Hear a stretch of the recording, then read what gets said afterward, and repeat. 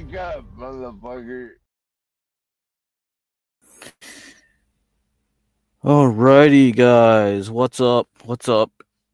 It's January 6th, 2026, and I got my nice background music here.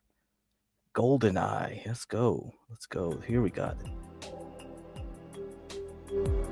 All right. All right. There we are. I can chill with this thing in the background.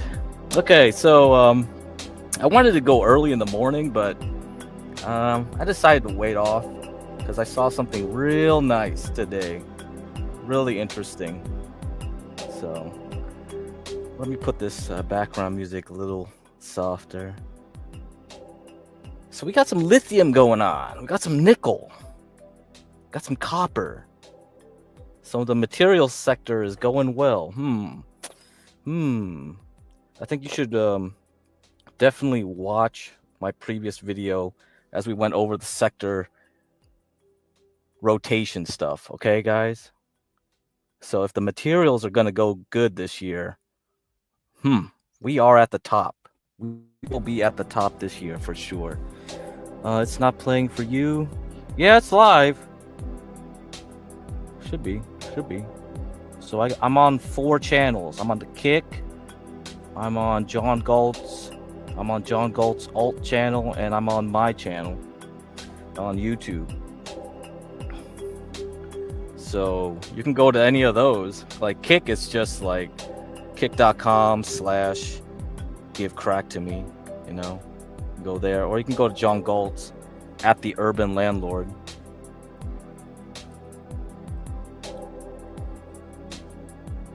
You can see it now. Okay, cool. Yeah, this is the main channel that I'm on. All right, so you hear the background music? You hear that? Nice. Okay, let me push it back down a bit. All right, I like it. I spent a lot of time searching for something that's non-copyright that is real good. All right.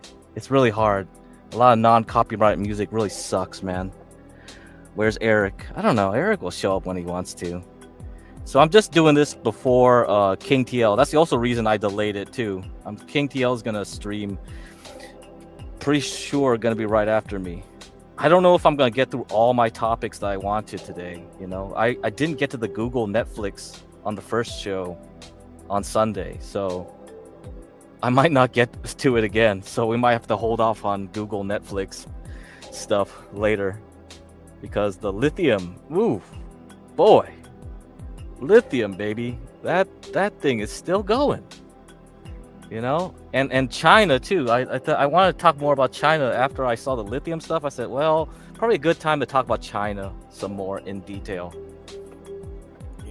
as we wait when to short. We're still waiting when to short Micron. Micron's up like 7%, right? Yeah, Micron. That RAM is never going to stop going up, and silver's going along with it.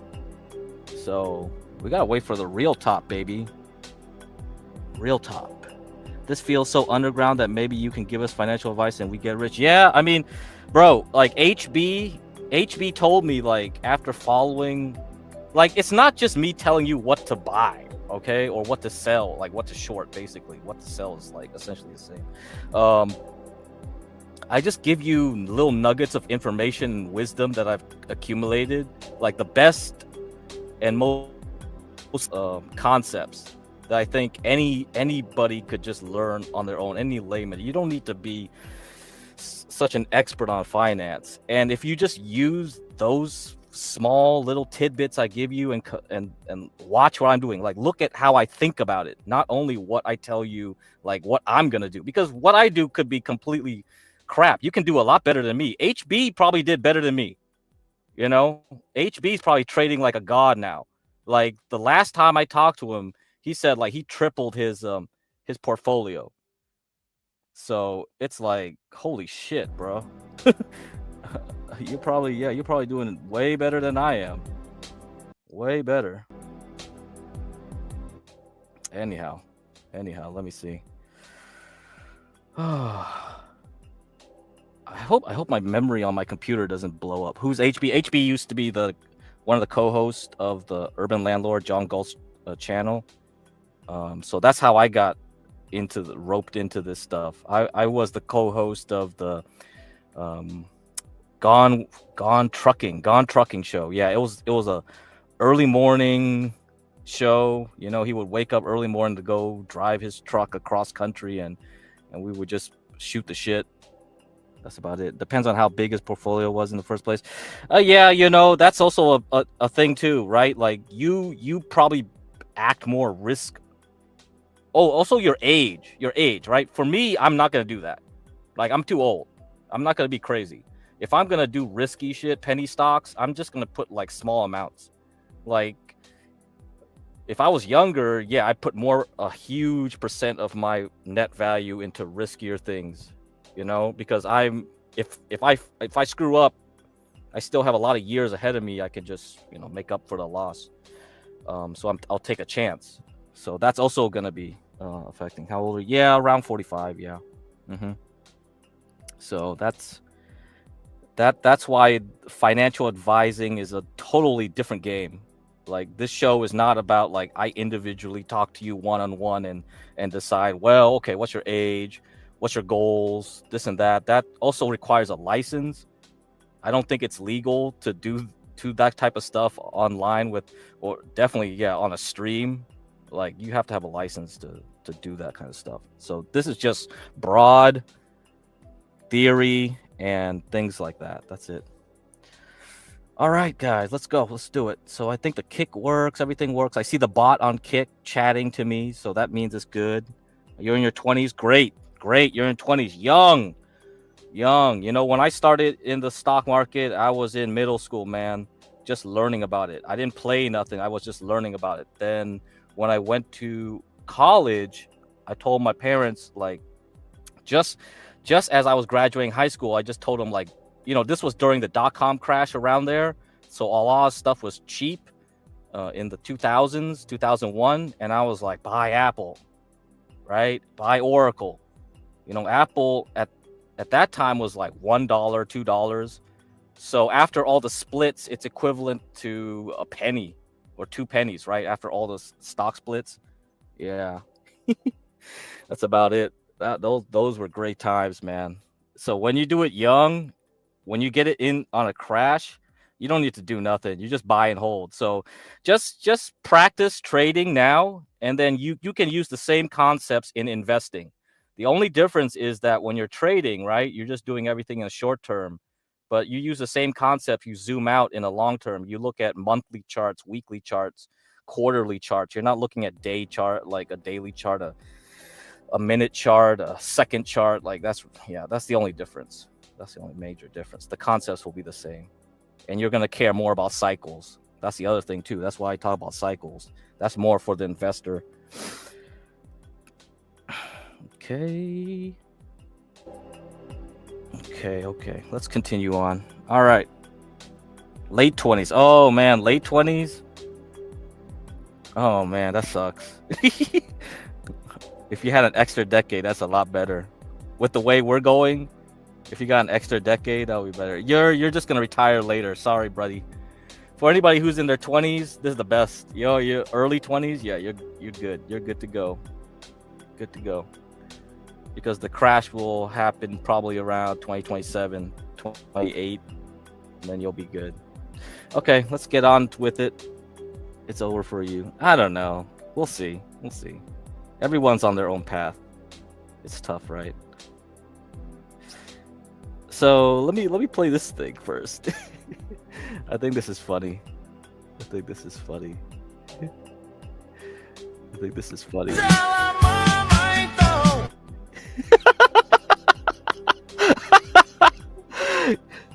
Yeah, bruh. It's the AI hype, man. We are living the AI world. Oh fuck, dude. I don't know if this music's copyrighted. I'll try to play it low.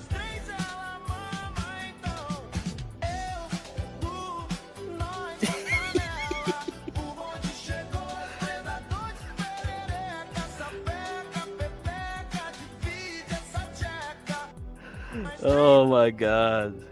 Yeah, maybe guy. I don't know. But it could be. It could be. Sounds kind of like it. Anyhow, but yeah, this is what people are using AI right now on Twitter, Twatter. So I put the link to my Twitter on the description. Here, I'll put the link in the chat for you guys.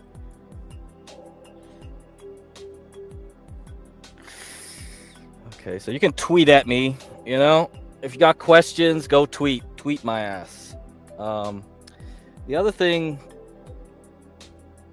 we got to talk about is John might be taking a hiatus from streaming.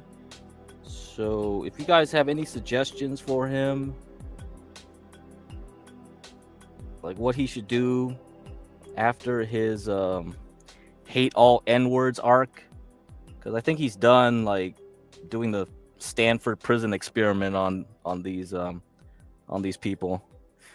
So John says like 16 hours ago or 24 hours ago, probably. Well, yeah, almost 24 hours ago now. Guys, thanks to everyone for joining. So this was just after the kicking out. What's his face? I don't know. Oh, I keep forgetting these terms, man. Squatter. I don't know why I just forgot about that word. Today, I think I put the cherry on top as it relates to blacks. It's what I set out to do when I started this channel. Remove the veneer for the world to see the true face of blacks. What else is left to be said? Thanks again. Okay. Oh, why do you love John so much? Because John's got, well, you know, you got to talk to his audience, right? I'm not his main consumer of his content. I just come here and host stuff. And John has a lot of connections, actually. So we can do a lot more in Boydland than most others when you combine all the resources. He got land. We also have people watching our show who have a lot of money, like me. So it's not only just me. Universal Jones also has ideas. We have ideas for content. So definitely, you know, email John. The link is in the description and in the main channel description as well. I believe his Twitter, you can also tweet at him. So if you tweet at him, tweet at me, we'll see it. So let me give you his Twitter account.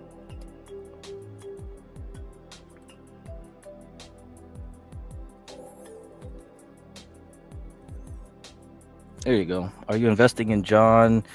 Yeah, in a way, yeah. And sometimes, like, yeah, StreamYards doesn't bad investment. You say, oh, okay, well, we'll see.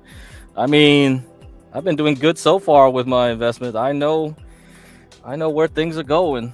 So, you guys got King TL content, didn't you? You guys got Jeremy content, didn't you?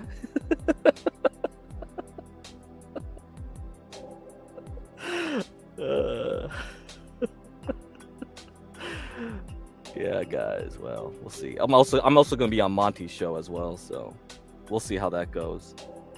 Anyhow, that's John's message to you guys.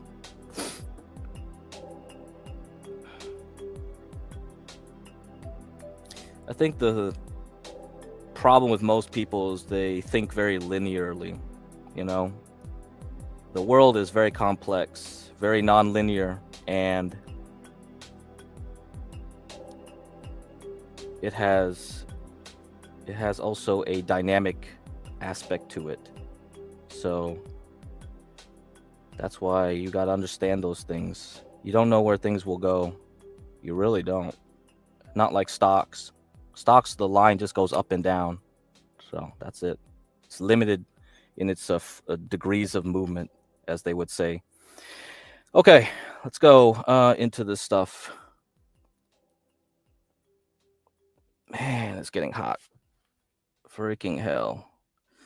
It stopped raining and now the sun is bright. It's blasting me. So let's talk about lithium.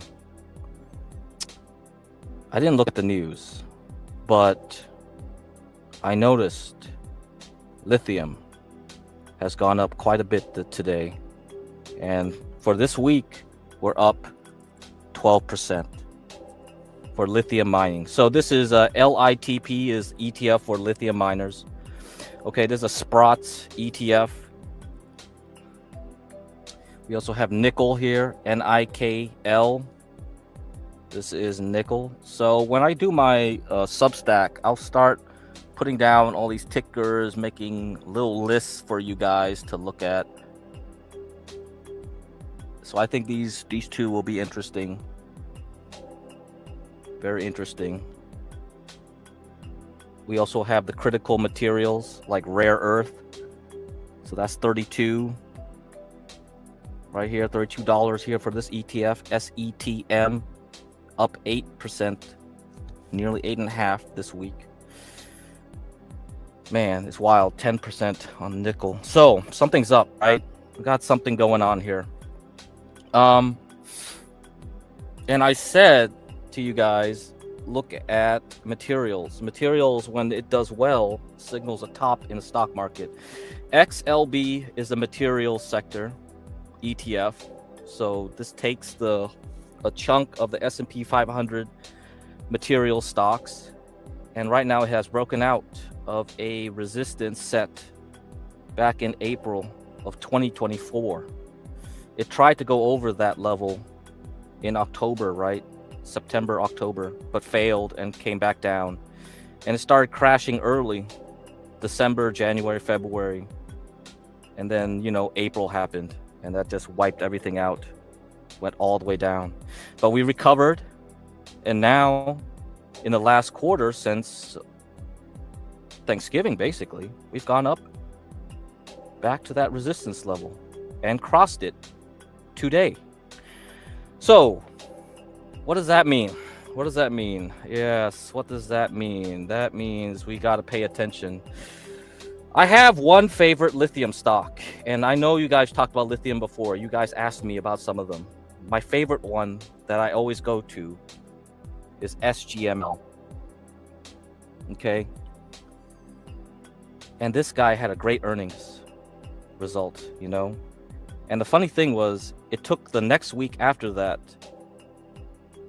to really realize its potential, because it went up 62% in the week of November 17th. All right. In huge volume. And it pushed it right up to this $10 level, which was actually a major support area set back in February of 2024 before it broke down in August, recovered, and then finally broke down for real in March, okay, with the tariffs. All the tariff stuff scared everyone. And all that stuff spooked it and pushed it down even lower to $4 or $5. And now we've recovered from this base area here, finally. So I've been waiting for that. I was waiting for it to break out. And now that we have broken out, this is just the beginning, because this used to be a $40 stock. I rode this stock back during COVID, I was like, well, might as well buy a lithium stock, at least pick one lithium stock. I picked this one. And so I bought it around like $2, $3, $4, and then it just shot up. If I knew it was going to shoot up to 40, I would have got that. Oh, how about Pacheco? Yes, silver. Very nice. Very nice. So we got to keep an eye on silver. We got to wait for that top, okay? So I guess since you got physical silver, I don't know how easy it is to dump it on eBay or whatever. Because the demand is so high, there's going to be a lot of idiots doing FOMO. You can just dump a portion of it, dump a portion of it. And then what you're going to do is you take that cash and, if you can dump it without getting a tax event. So basically you got to go under the table. So this is why I don't play silver. I play gold, physical gold. I mean, when I play silver, I use paper silver. But when I do physical precious metals, I only stick to gold because it's easy to do under the table deals in Chinatown with Asians. So it's just direct cash to cash. So, yeah, you get what I mean. Wink.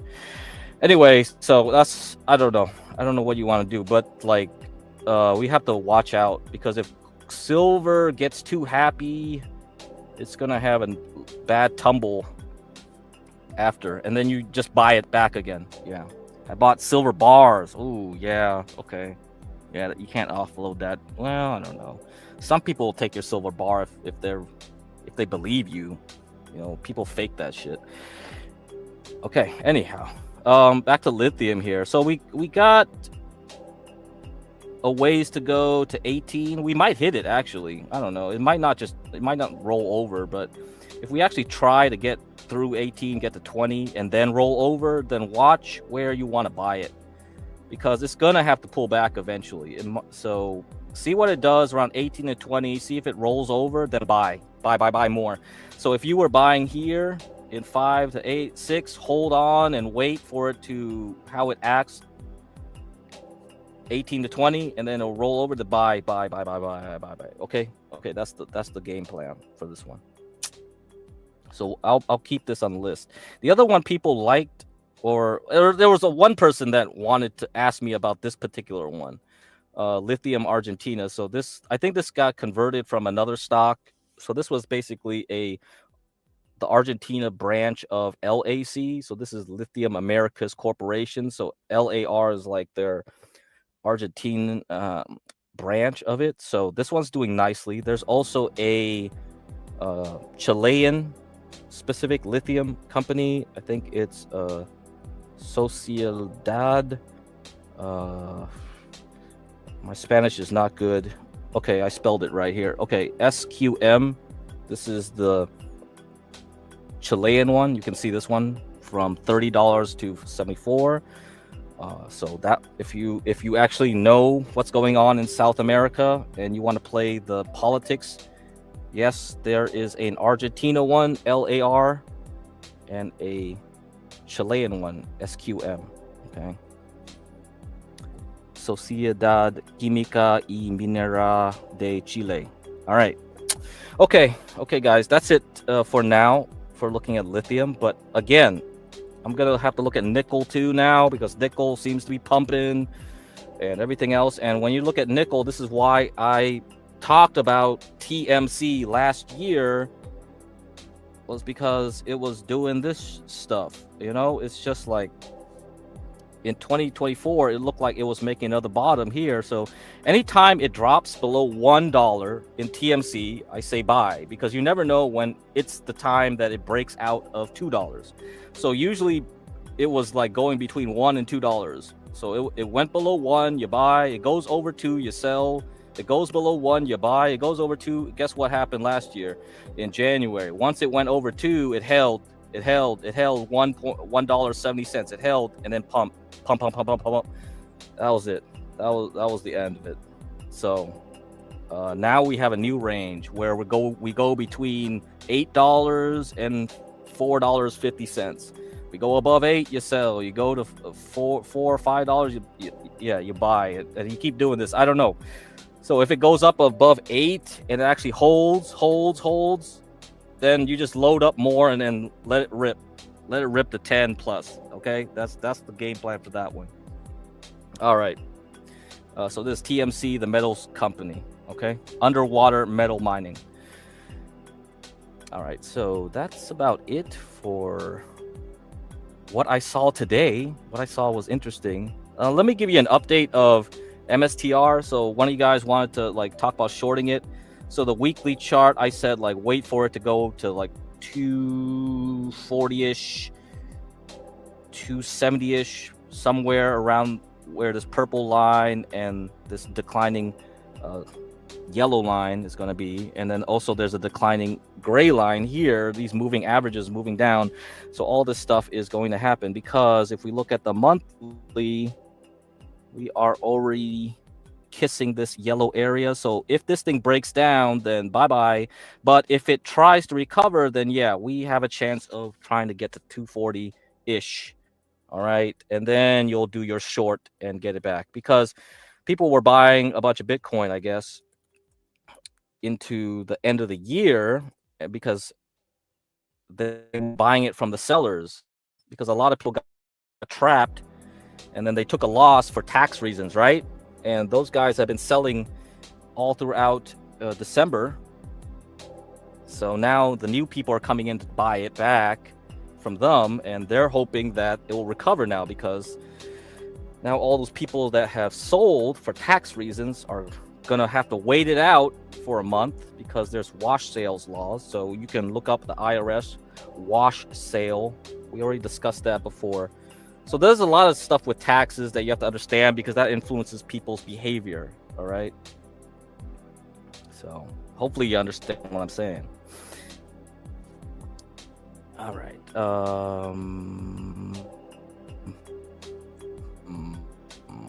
Anything else I want to talk about this? I am playing 2 stocks, small trades right now. These are like leftovers that I kept. Okay. Hopefully my memory is gonna still work here. Come on. Don't crap out on me now. Man, I need more RAM. I can't be buying that expensive ass RAM. Okay, so HUD.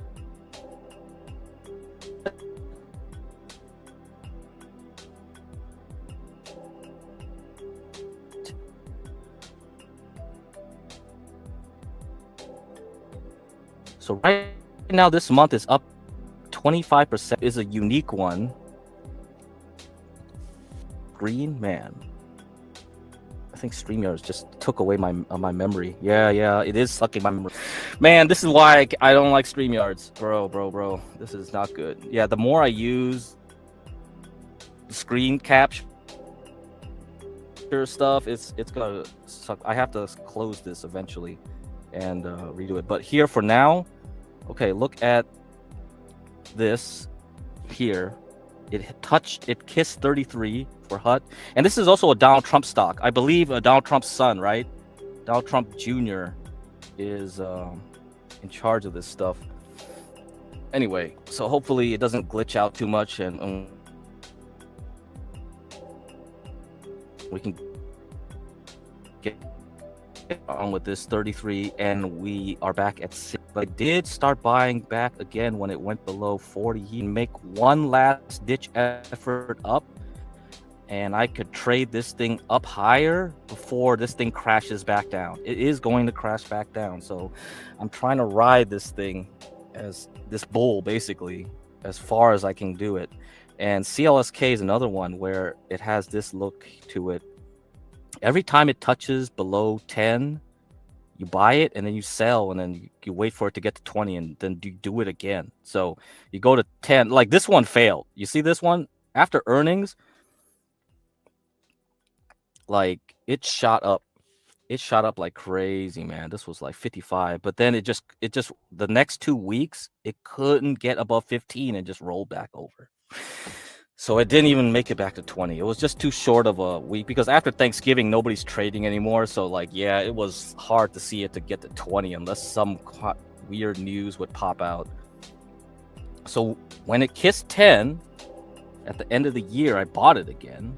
And like, I'm hoping it can get to 15 at least, or maybe if I'm lucky, 20, and then I could dump it again. So now you understand, right? When you do trade, you kind of look at how the chart moves. Look at the weekly chart of CLSK.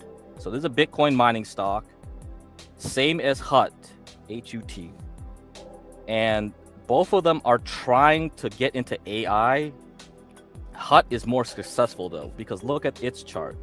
Look at the way its chart's moving in the weekly. Look at how strong it keeps its trend up. So the purple line, the moving average, it's just moving nicely up here. When you look at CLSK though, look at how soft it is. The purple line barely clears the yellow line, and it just flattens out all the time. It just goes flat, goes up, flat.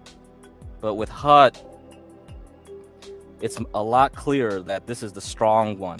And this is why HUT is more important to me, because if it breaks 60, it's going to go for the moon, okay? It's a meme stock, basically. It's going to shoot to the moon. I can dump it, get out, come back and revisit later when Bitcoin like takes a puke. Volume decreasing though, so the problem is we're still in like the early of January.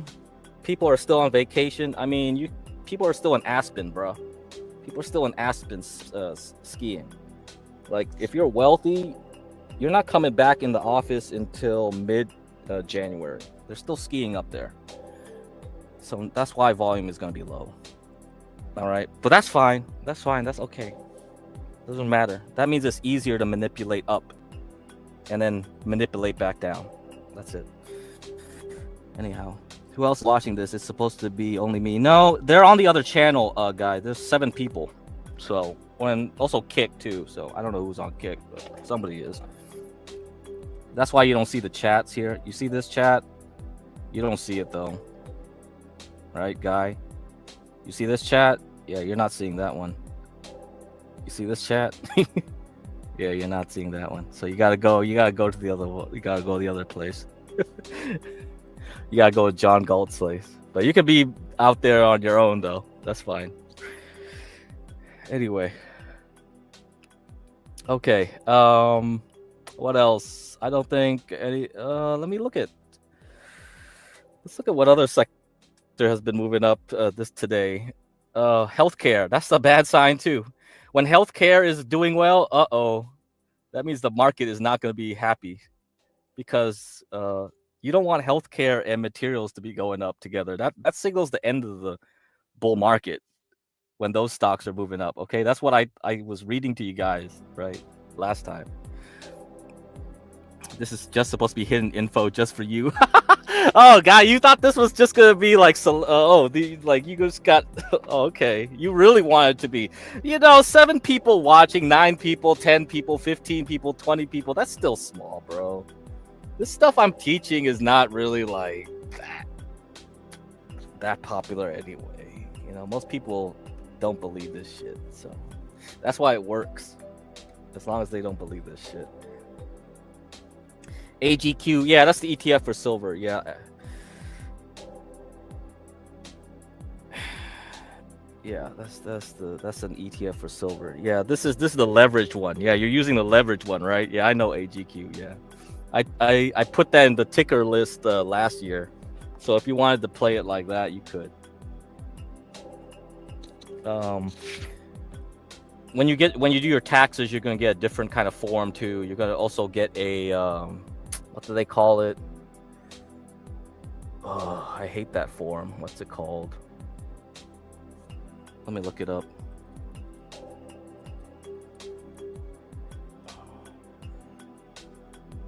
K1.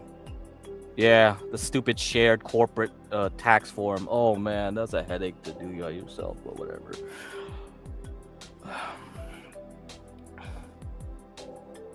How do you know if you should use a put option or a call? I can't tell you that stuff. I don't do options.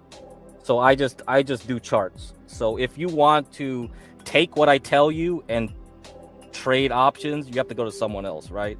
I just tell you like, hey, this is where I think the price is going to be, and then that, and then when you do options, I have to be like, well, where do you time out, like how long it's going to stay in a region or collapse? I'm not going to deal with time, right, like that. So I don't know any of that stuff, or even like, yeah, I'm a boomer. I'm a big boomer. I already made my money in the early days, so I don't need to be doing that. If you want to ask about like how to use options to ensure my position, basically like that's how options were supposed to be used. Definitely just go to someone else too. There's so many people that teach you how like let's say you want to be long silver, and I use like a boomer instrument like PSLV, because with PSLV, the Sprott Silver Trust, I don't pay the physical tax, the like how you do art. So when you buy and sell art or physical items, you get tax treatment differently. So gold, silver also, and it's higher when you do long term. So when you do long term gains on those, it's actually a higher one than normal stocks and bonds, capital gains, real estate. So it's higher than those. and then let's say you do options on this thing, and then because like you say, I don't want to sell it because then it's going to be short term, or then do blah blah blah blah blah blah blah blah. So you see what it's saying? That's a whole nother topic too, and probably other people will talk about it better than I can. You're a momentum trader. When I trade, yes, right? That's all trading is. When I'm investing, the momentum is basically something that lasts for months. So how do I know something will last for months? Well, like look at silver, right? Let's say I want to invest in silver, not trade, just trade silver. When was the best time to get in? So if I look at the silver and gold ratio, let me see, which one do I want to use? Do I want to use the futures one? Okay, let's just do the futures one. You see this? Okay, so I'm looking at the, let me do it the other way. Silver to gold. Okay, let's do it this way. So let's say I wanted to do long-term silver, right? I would be looking at this chart, right? So you had your chance to load up here in COVID. So that was one spot. Let's say you missed it. So you wait for it to go up and then it goes back down to here, just below COVID. So anytime it goes below this line, like 0.01, the ratio, buy. Okay, those are three spots. COVID, you miss COVID, you wait for it again in August 22nd, and then you do it again here. Because mostly silver was flat, right? Like silver barely moved up and down during this period. So let's say, right? Oh no, I used the wrong one. Okay, let me do this. My bad. New price scale.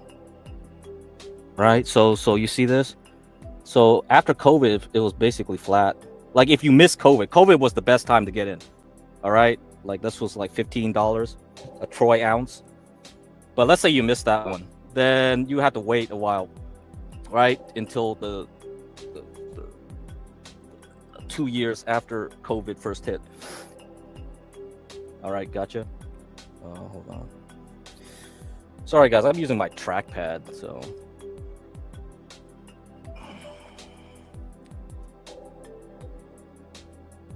Okay, here we go. Yeah, I don't have a mouse with me. I'm just using my laptop. Anyway, here we are. Okay, blah, blah, blah, silver to gold. Okay, yeah, so this was like, what, $18? That was the second time. So that would have been the time to get in. Now, let's say you missed those two. Then the next time up would be here. So even though silver is $30, you would buy. Okay, so let's say you're an investor, like you just slowly accumulate. You just go like, well, you know, you could be like, oh, dollar cost average. No, don't do that. Do this. Wait for the silver to gold ratio. So take silver divided by gold, plot it in a chart, and be like, figure out where the support level is. And if it kicks below that, buy. So it doesn't matter what the price is of silver is actually. So here it was like 15, buy. Here it was 18, buy. Here it was 30, buy. And then you had three places where you bought it. Then all of a sudden it goes back up, and then you wonder, okay, is it gonna go back? Is the ratio gonna go back down or not? Okay, that's basically it. That's basically it. That's all you're understanding here. I hope you get it. I hope you get it. That's all it takes. So you have to use other tools to decide when you want to do a longer term thing. You also can use like monthly chart. I can move out, right? Zoom out, and I could see a pattern, okay? And figure it out that way. So let's get rid of this. Let's get rid of this. Let's do a monthly chart and put in silver. Let's say I wanted to do long-term silver. Where would be the best time to get in? Where would be the best time? Okay, so we go monthly chart all the way back. Let's go. So with the last time we had a silver boom was in 2011, and then we had a crash. Okay, so where would the resistances be here? right here. So February 2016. That would have been here because this was the last high up here, and it's below this high, so it's still in that range. So if you believe it's not crashing any further, that would have been it.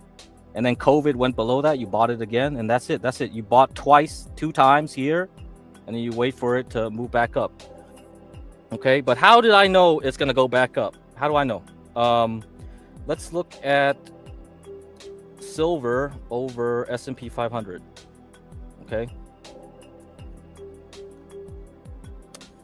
Does it have the data?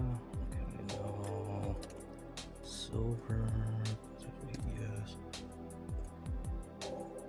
Okay. You see this thing? It's another ratio. So the last time it peaked was in 2011. That was the last time you had the silver boom, right? So here we are. See that?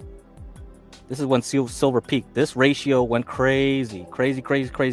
This ratio started moving up when George Bush went into power. Okay? And this is where you had explosive growth in commodities versus the stock market. Then you had a long downturn when the stock market outperformed commodities. All right? All the way through the great financial crisis in the middle here, and then all the way to COVID. And then after COVID, we went flat.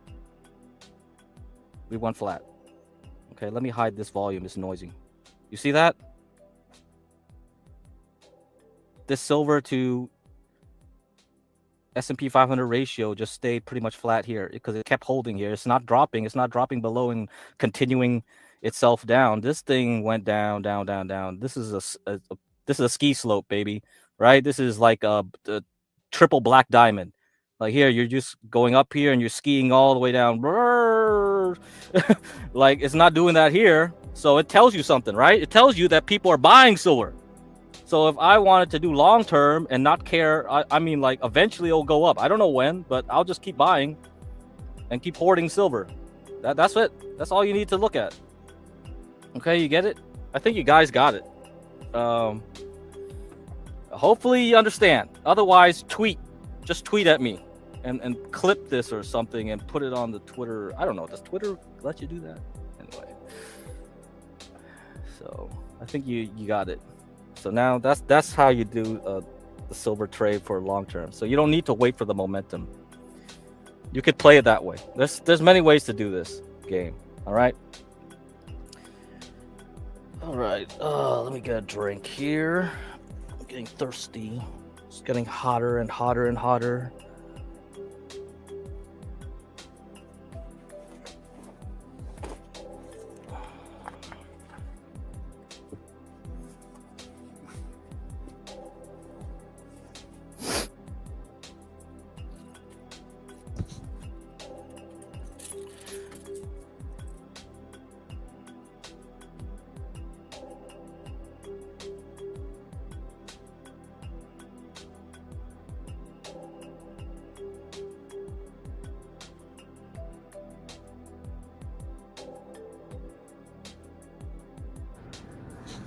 All right, let's continue on. Okay, I think you guys understand. Oh, you guys understand. So the other thing we got to look at is oil, okay? So here's another chart. You got crude oil in the black. And then you have this gold in the red and green down there at the bottom. And what it does is tell you, and you can look up the article here. I went over this article twice or 3 times before. archive.ph/capital U under small u pz and capital L. Okay. And what this tells you is that we shift the gold chart up, okay, 19.8 months ahead. And typically what they would use this for is predict the price of oil, okay, going into the future. And it does pretty all right. Like it predicted the peak here in 2022, okay? It kind of predicted the COVID because we started going down, right? I mean, okay, that was true. It did go down, but obviously it didn't predict like it would go negative because of COVID shutdown. But overall, it it gives you a sense of where the peaks and troughs are going to be, where it's going to be good idea to invest and all that stuff. Now, right now we're diverging here. So you see oil has been dropping in the summer all the way into the fall, into winter. It should have been going up. Okay, it should have been going up. Now, some of that reason is because of China. China's economy is shit still, very shit. We also have issues with Europe. Europe is also shit. So both of those countries have very weak economies. So United States can't be the only place that consumes oil. Okay. Also, Europe likes to do green energy stuff, so they hate trying to get carbon into their stuff. They just like using natural gas if they like it at all. Even Germany wants to get rid of that natural gas after like Russia and all that stuff. So that's a problem about oil prices. However, OPEC can cut the supply of oil. So even if the forecasted demand is not good, they can still cut, right, to keep prices up. And anything else could happen. Who knows? But if we follow gold, and if oil will eventually follow gold, then we should turn up at some point this year then. So if it didn't do last year, it has to catch up and do it this year. So let's see. I am going to wait and see how this goes, especially with all the Venezuela noise and all that stuff. What is going on? That's what I'm eyeing right now. Is something to do with oil. So those are your commodity stocks, right? Those are your commodities. Now we're done here looking at these things, and let's do something else. So let's read some articles, okay?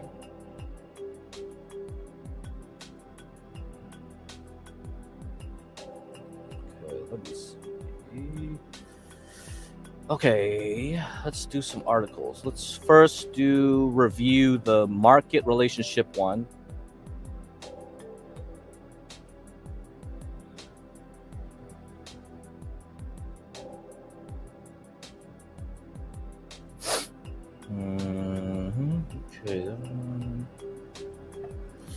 Okay, let me get that up. Charts. Okay, yeah, let's review what we covered last time. Okay, put up the screen here. All right, let's see. Okay.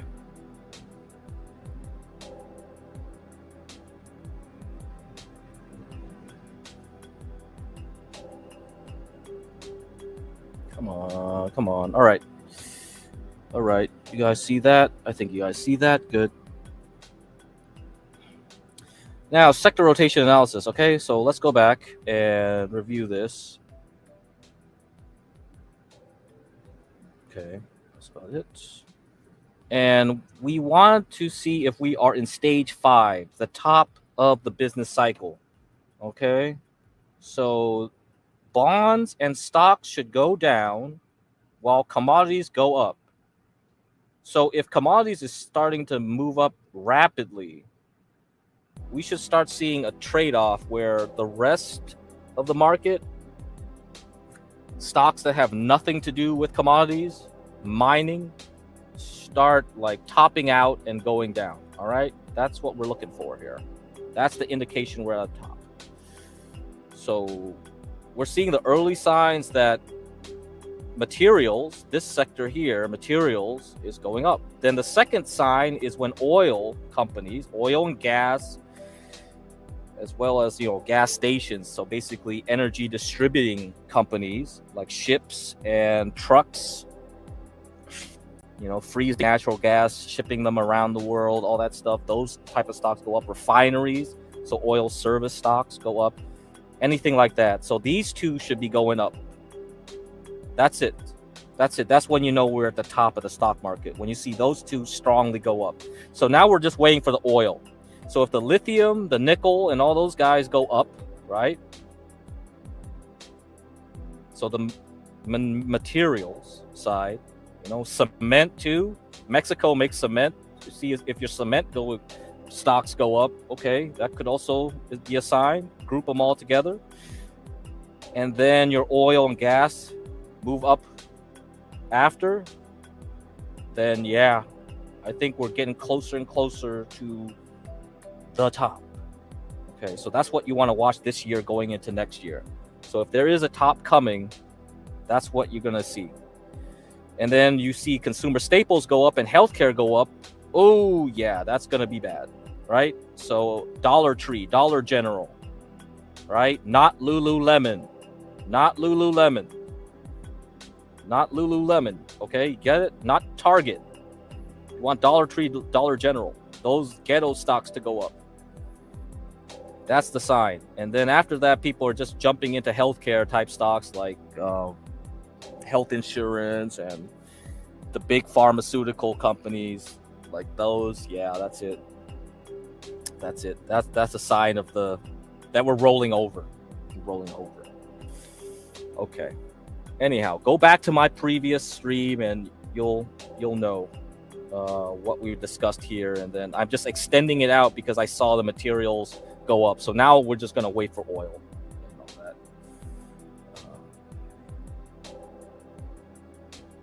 So here's the summary of the sector. I'm going to give you the summary of the sector right here.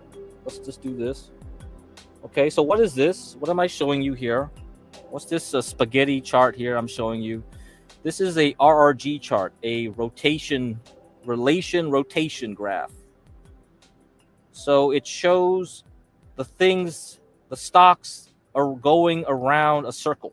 They're going around a circle. The center of this chart is essentially the S&P 500. Okay?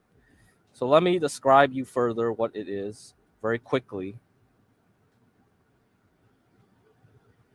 So here. Okay. So let's look at one. Let's look at one spaghetti string. Let's look at SGML. That's my favorite lithium stock, right? So it's kind of rotating and rotating, but it's not getting to the right-hand side.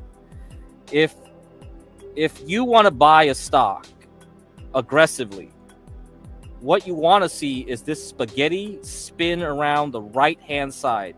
It has to go between the green and the yellow. Okay, so the upper right and lower right. Okay, this is not Simon Says. All right, okay, this is leading to weakening yellow and green. Yellow and green.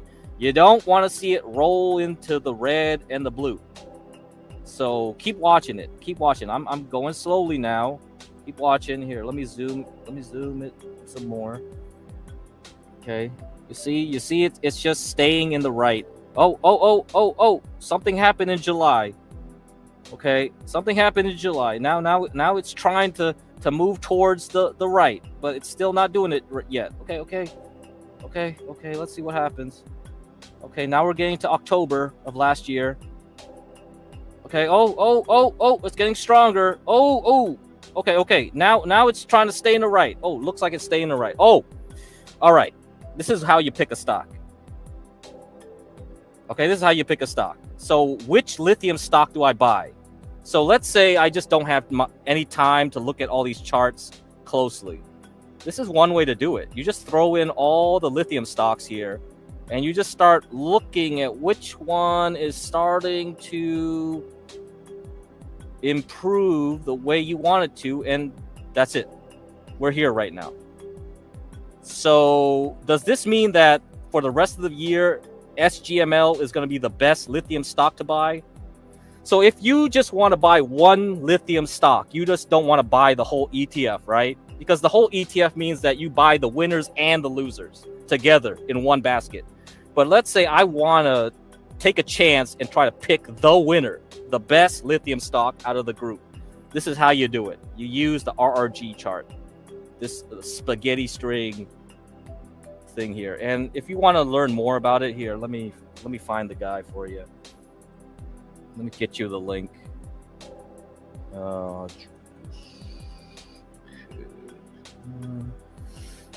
Okay.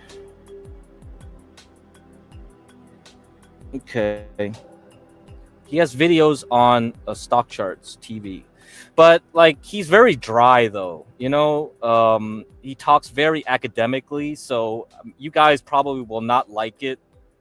But if you really wanted to listen to how this actually works in detail, go to his videos in that list here. Okay, yeah. Anyway, that's how it goes. So that's why I like SGML, and now that the whole lithium sector looks like it's gonna go well this year, I'm gonna continue liking SGML. I don't know if I should go to another lithium stock like LAR or whatever, but looking at this, that's why I picked this one. So now you understand why I picked that one, right? So you understand like my thought process going into this, okay? So you can do it yourself. Anyway, here's the overall summary picture.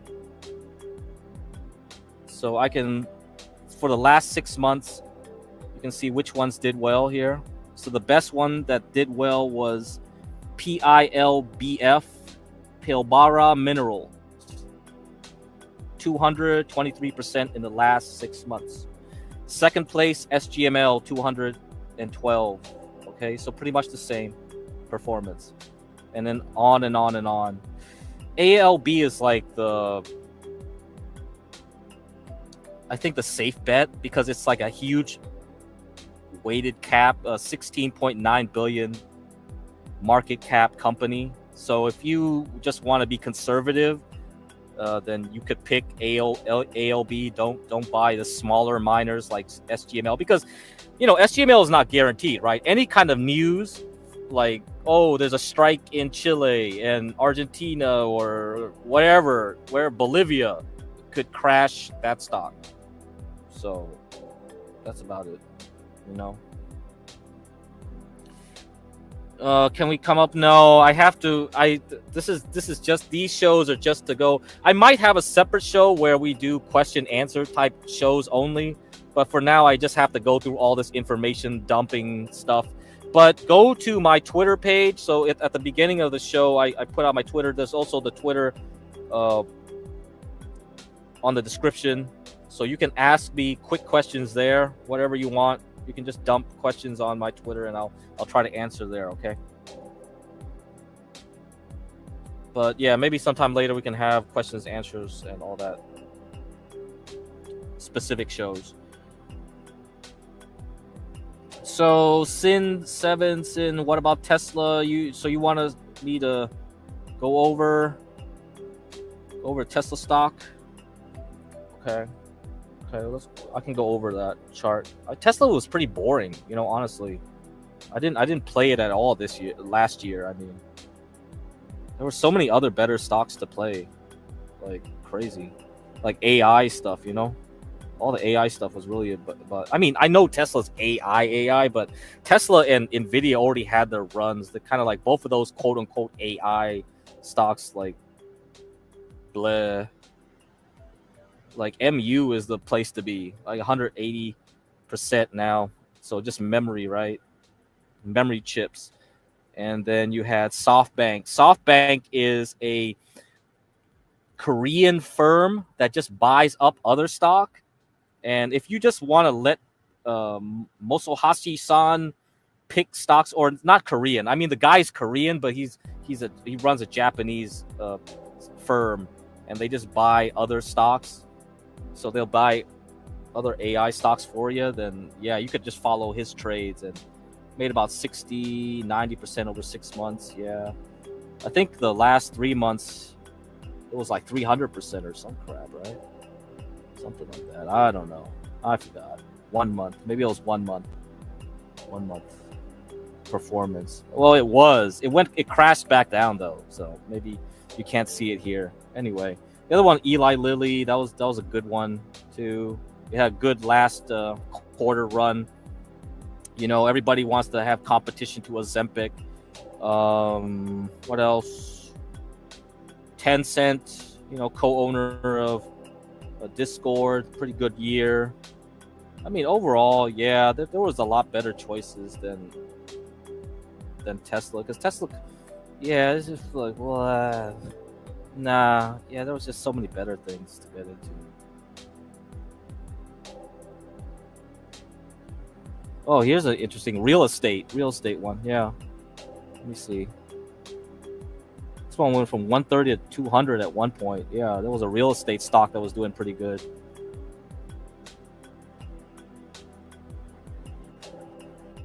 Man, Netflix is trash, man, right now. Okay, anyhow. Okay, enough of looking at that. Unfortunately, I don't have Twitter. Can I email you my number? I really need full... No, I don't do options.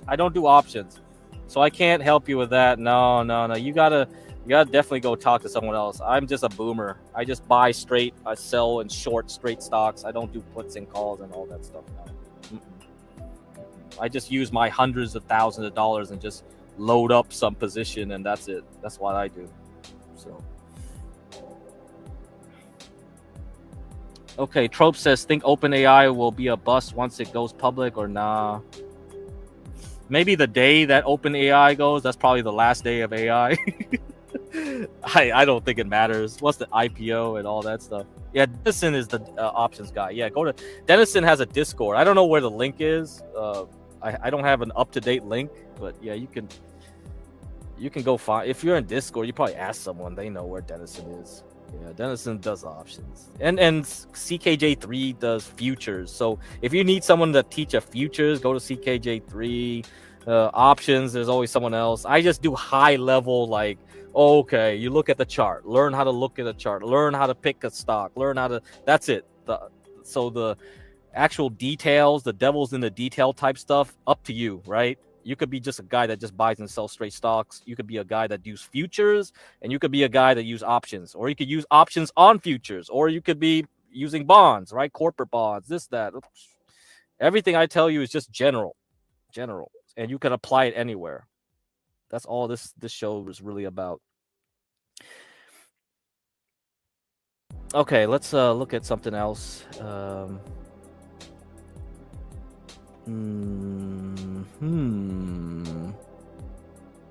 don't know. I already discussed that last time. I don't think I want to talk about it again. Blah blah blah blah blah. No, let's just move on to China, I guess. I don't know. I want to talk about something about the business tendency surveys. So, oh yeah, this is the Nvidia forecast. So this is the cycle analysis by Larry Williams. So he suggests like Nvidia is going to go down into February. So if somebody asked about buying the dip in Nvidia, then yeah, I would be like, yeah, I would wait for March, see what happens there. It could keep dropping until April, actually, in my estimation. So if it's like a pretty bad drop in the markets, then yeah, that's what's going to happen. Going into tax day. Okay, So this is the business survey. So the business survey has a cycle of its own. So you have consumers have a survey. So the Fed looks at the consumer side, the sentiment, how the consumer feels about the economy. Then the businesses also get a survey, and they get asked like, well, how much are you going to spend in the next quarters, the next year or 2 years, whatever. And they also have a survey, and the cycle tracks that. Okay, so this is the business cycle essentially. So, they're optimistic, they're pessimistic, they're optimistic, they're pessimistic. And you can see like the cycle went down into COVID, right? So everything started going bad in 2018, actually, when the Fed started goofing around and screwing up things because they were trying to undo the QE, and they kept undoing QE, stopping QE, raising interest rates, trying all types of stuff to get back to normal. They couldn't do it. They couldn't get back to normal. You see the crash of fourth quarter of 2018. They went back on their word, and then 2019 they tried again, and then they went back on their word, and then we had this huge bubble roll up into COVID, and then it crashed. And so some people have conspiracies saying, well, COVID was done on purpose. If you believe that, then that's why they would do it on purpose, because they screwed up the demand. They wanted to screw up the supply side to fix like reset the demand side. Kind of get what I mean? Anyway, that's just my conspiracy hat on. And it's very convenient because then you could reboot QE, pump everything back up, and then from a different type of point, start increasing interest rates again from a better position. Because they were trying to increase interest rates into 2018 and then tried again in 2019, then they both stopped. It didn't work because they started seeing crazy things happen in the markets, like the liquidity stopped and stopped, and it was affecting the stock market, the bond market. They didn't like it, so they gave up essentially. But you can't reboot QE unless there was a reason to, and so COVID's a convenient reason to, right? And then also you shut down the supply side, then you could push inflation to a level where then you could increase interest rates. So if you have higher inflation, then there's an excuse to raise interest rates again, and the interest rates would act properly. Get what I'm saying? Okay, so that's just my conspiracy hat on. All right, anyway. You don't need to believe that, but anyhow, it makes a lot of sense to me. So we go back down into April, and this business cycle thing started going down, and very convenient, right? You have the tariff. It pushed the stock market down. So it kind of released the tension, because if the stock market kept going up on the AI hype without the tariff hype, the tariff dampening that hype, we would have had a big bubble on our hands. So I feel like everything's done on purpose to kind of like stop the bubble, let the bubble go up again, and then stop it. So it's kind of like releasing the pressure. We have a controlled bubble. So they don't want a repeat of the .com crash, right? It is going to correct. It is going to have a bear market, but you don't want to have like that severe drawdown right now in the stock market, at least until we get past the elections, right? Anyhow, that's another conspiracy. So that top is going to be at the end of 2016. All right. Okay. That's right. Anyhow, so that gives you the business cycle. So I showed these other ones with the past stuff here. So you can see how well this thing worked in the 2008. It predicted that pretty well. So this cycle, pretty good, pretty solid cycle that Larry Williams found to work for him. So it's not always 100% accurate, but like here, it's not 100% accurate, because this crash was actually due to, this was when options started getting introduced to the market, and computers were being introduced as well into the New York Stock Exchange. So you had this flash crash of the 1987 crash. That was infamous, actually. It got, what's his name? Paul Tudor Jones, I believe. Yeah, he got rich off of this, predicting this crash here. Anyhow, yeah, so it doesn't work all the time. There's always going to be a flash event. Cycles are not going to predict exactly small like deviations that go against the general trend. There's always a trend, there's always a cycle, but all that is like predicting the seasons, right? We have 4 seasons. We always know when it's going to be winter, when it's going to be summer, right? Fall and spring.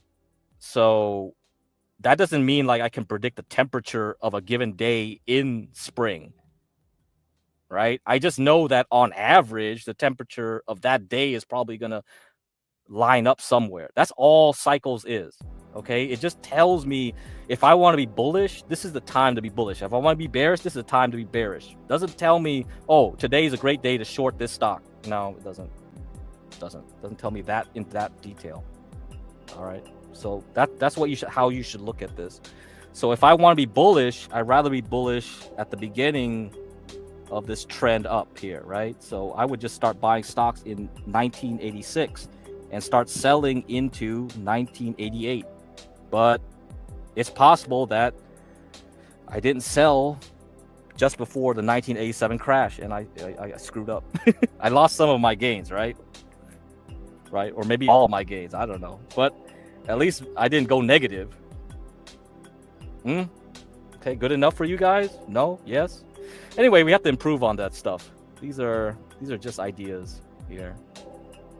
These are just thoughts that you have to think about, because cycles is not gonna predict who's the next Fed chairman is that Trump is gonna put into the Federal Reserve, right? Okay, so we discussed this article last time, the consumer side. So you can go back to my previous video and play towards the end of that one, and I read this article. But let me go back to gold and read this one. So gold stair-step pattern. Okay, gold stair-step pattern. So in this cycle, you see that gold goes up and takes a break. Gold goes up and takes a break. So there is some kind of cycle here. All right, there's some kind of cycle here. And so this is like spring into summer. And then you go into winter, right? Fall to winter. You can think of it like that, right? So every time this cycle is going down, then we're just going to go sideways again. So we're about to enter 2026 this year. So are we just going to go sideways? Because we already hit a peak around October in gold. So if silver just pukes, then we're done. We have to wait for the next time gold wants to move up. And then we go back into silver again and do it all over again. So if we're going to go sideways, yes, we are in a sideways period. So this will be your second time to buy and accumulate gold. Okay, so if we're in a range, every time it hits the bottom of these two lines up here in the black, then that's where you want to be, okay, to buy gold. Gold prices are making a repeating stair-step pattern of movements as gold trends higher. Each part of this sequence sees a multi-month up move after breaking out to higher highs. We've done that. This year we have broken out to the 4,000, right? 4,500 range. 4,500 dollars per troy ounce. All right. Then another multi-month consolidation of those gains. Right now, gold is in a consolidation phase. This week's chart shows our proportional price oscillator. I've discussed that before in some other stream, I'm sure, which is a variation on the classic McClellan price oscillator. The price oscillator, which my parents developed back in 1969. So McClellan, if you don't know, I discuss him and his parents. His parents were both mathematicians, accountants, or whatever, and they developed these tools before they had computers. Okay, so this stuff is old school. So this stuff you could do by hand and calculate by hand. This is why he developed all these things.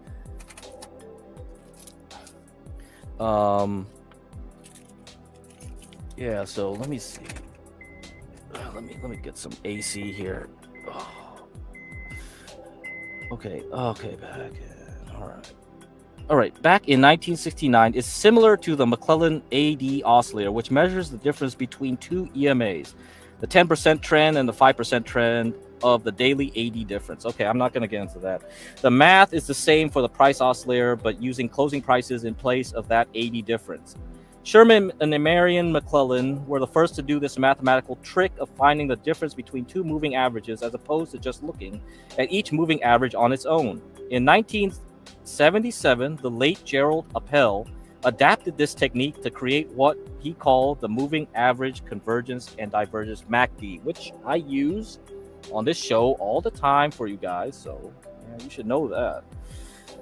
The PPO goes one step further, okay? The proportional price oscillator, dividing the price oscillator by the closing price and then multiplying by a constant to get to normal sized values. Doing this helps to normalize what would otherwise be expanding amplitudes of price oscillator values owing to higher price levels over time. The PPO is thus better for longer term chart evaluations, especially if there has been a big change in price levels. I was the one who innovated this change to the price oscillator back in the 1990s, and since then, platforms like StockCharts.com have added PPO to their arsenals of indicators you can use. By adjusting the price oscillator for higher price levels, the PPO is therefore equivalent to the ratio adjusted summation index for AD data. All right, that's a lot of words, okay?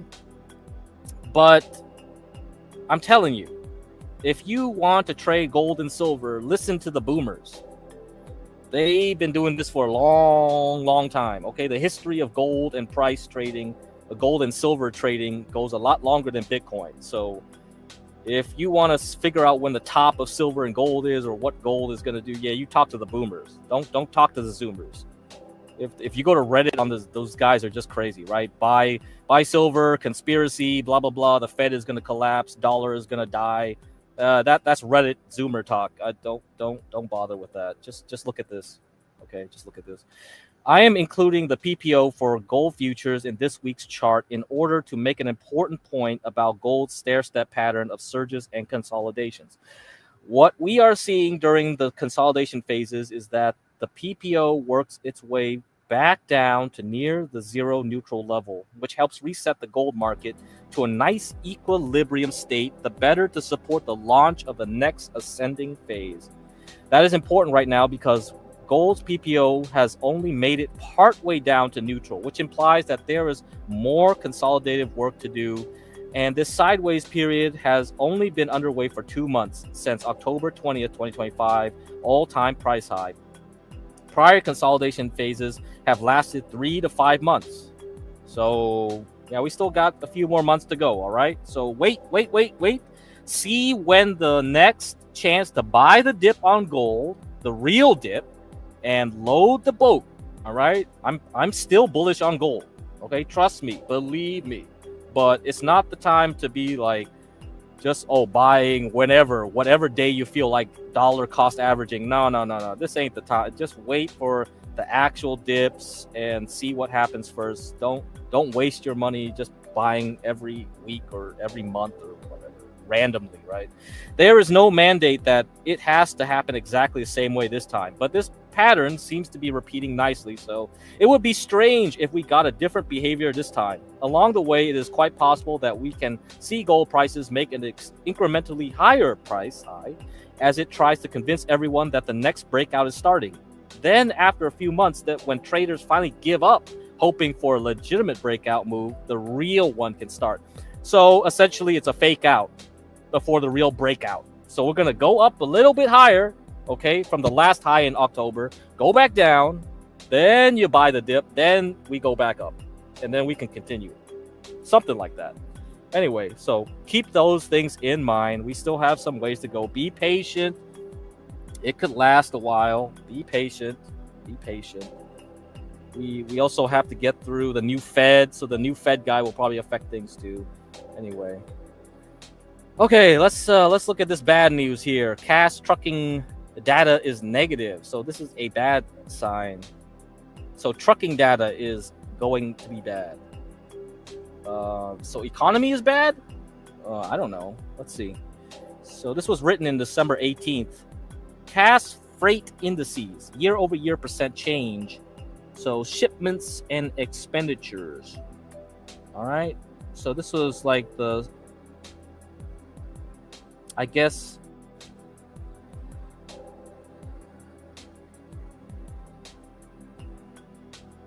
this is a large displacement between the supply and demand. Yeah, the difference. I don't know. Let's see. Back in September, I reported on how the data on U.S. trucking from Cass Information Systems was not looking good for the stock market. Since then, the message has gotten a little bit worse, as seen in this week's chart. So this was December 18th of last year. Cass tracks trucking data in a lot of different ways and publishes their own indices. This week's chart shows the 12-month percentage changes in their shipments and expenditures indices. Both measure trucking activity, but in different ways. And what is important for our purposes is that these trucking data are well correlated to the stock market.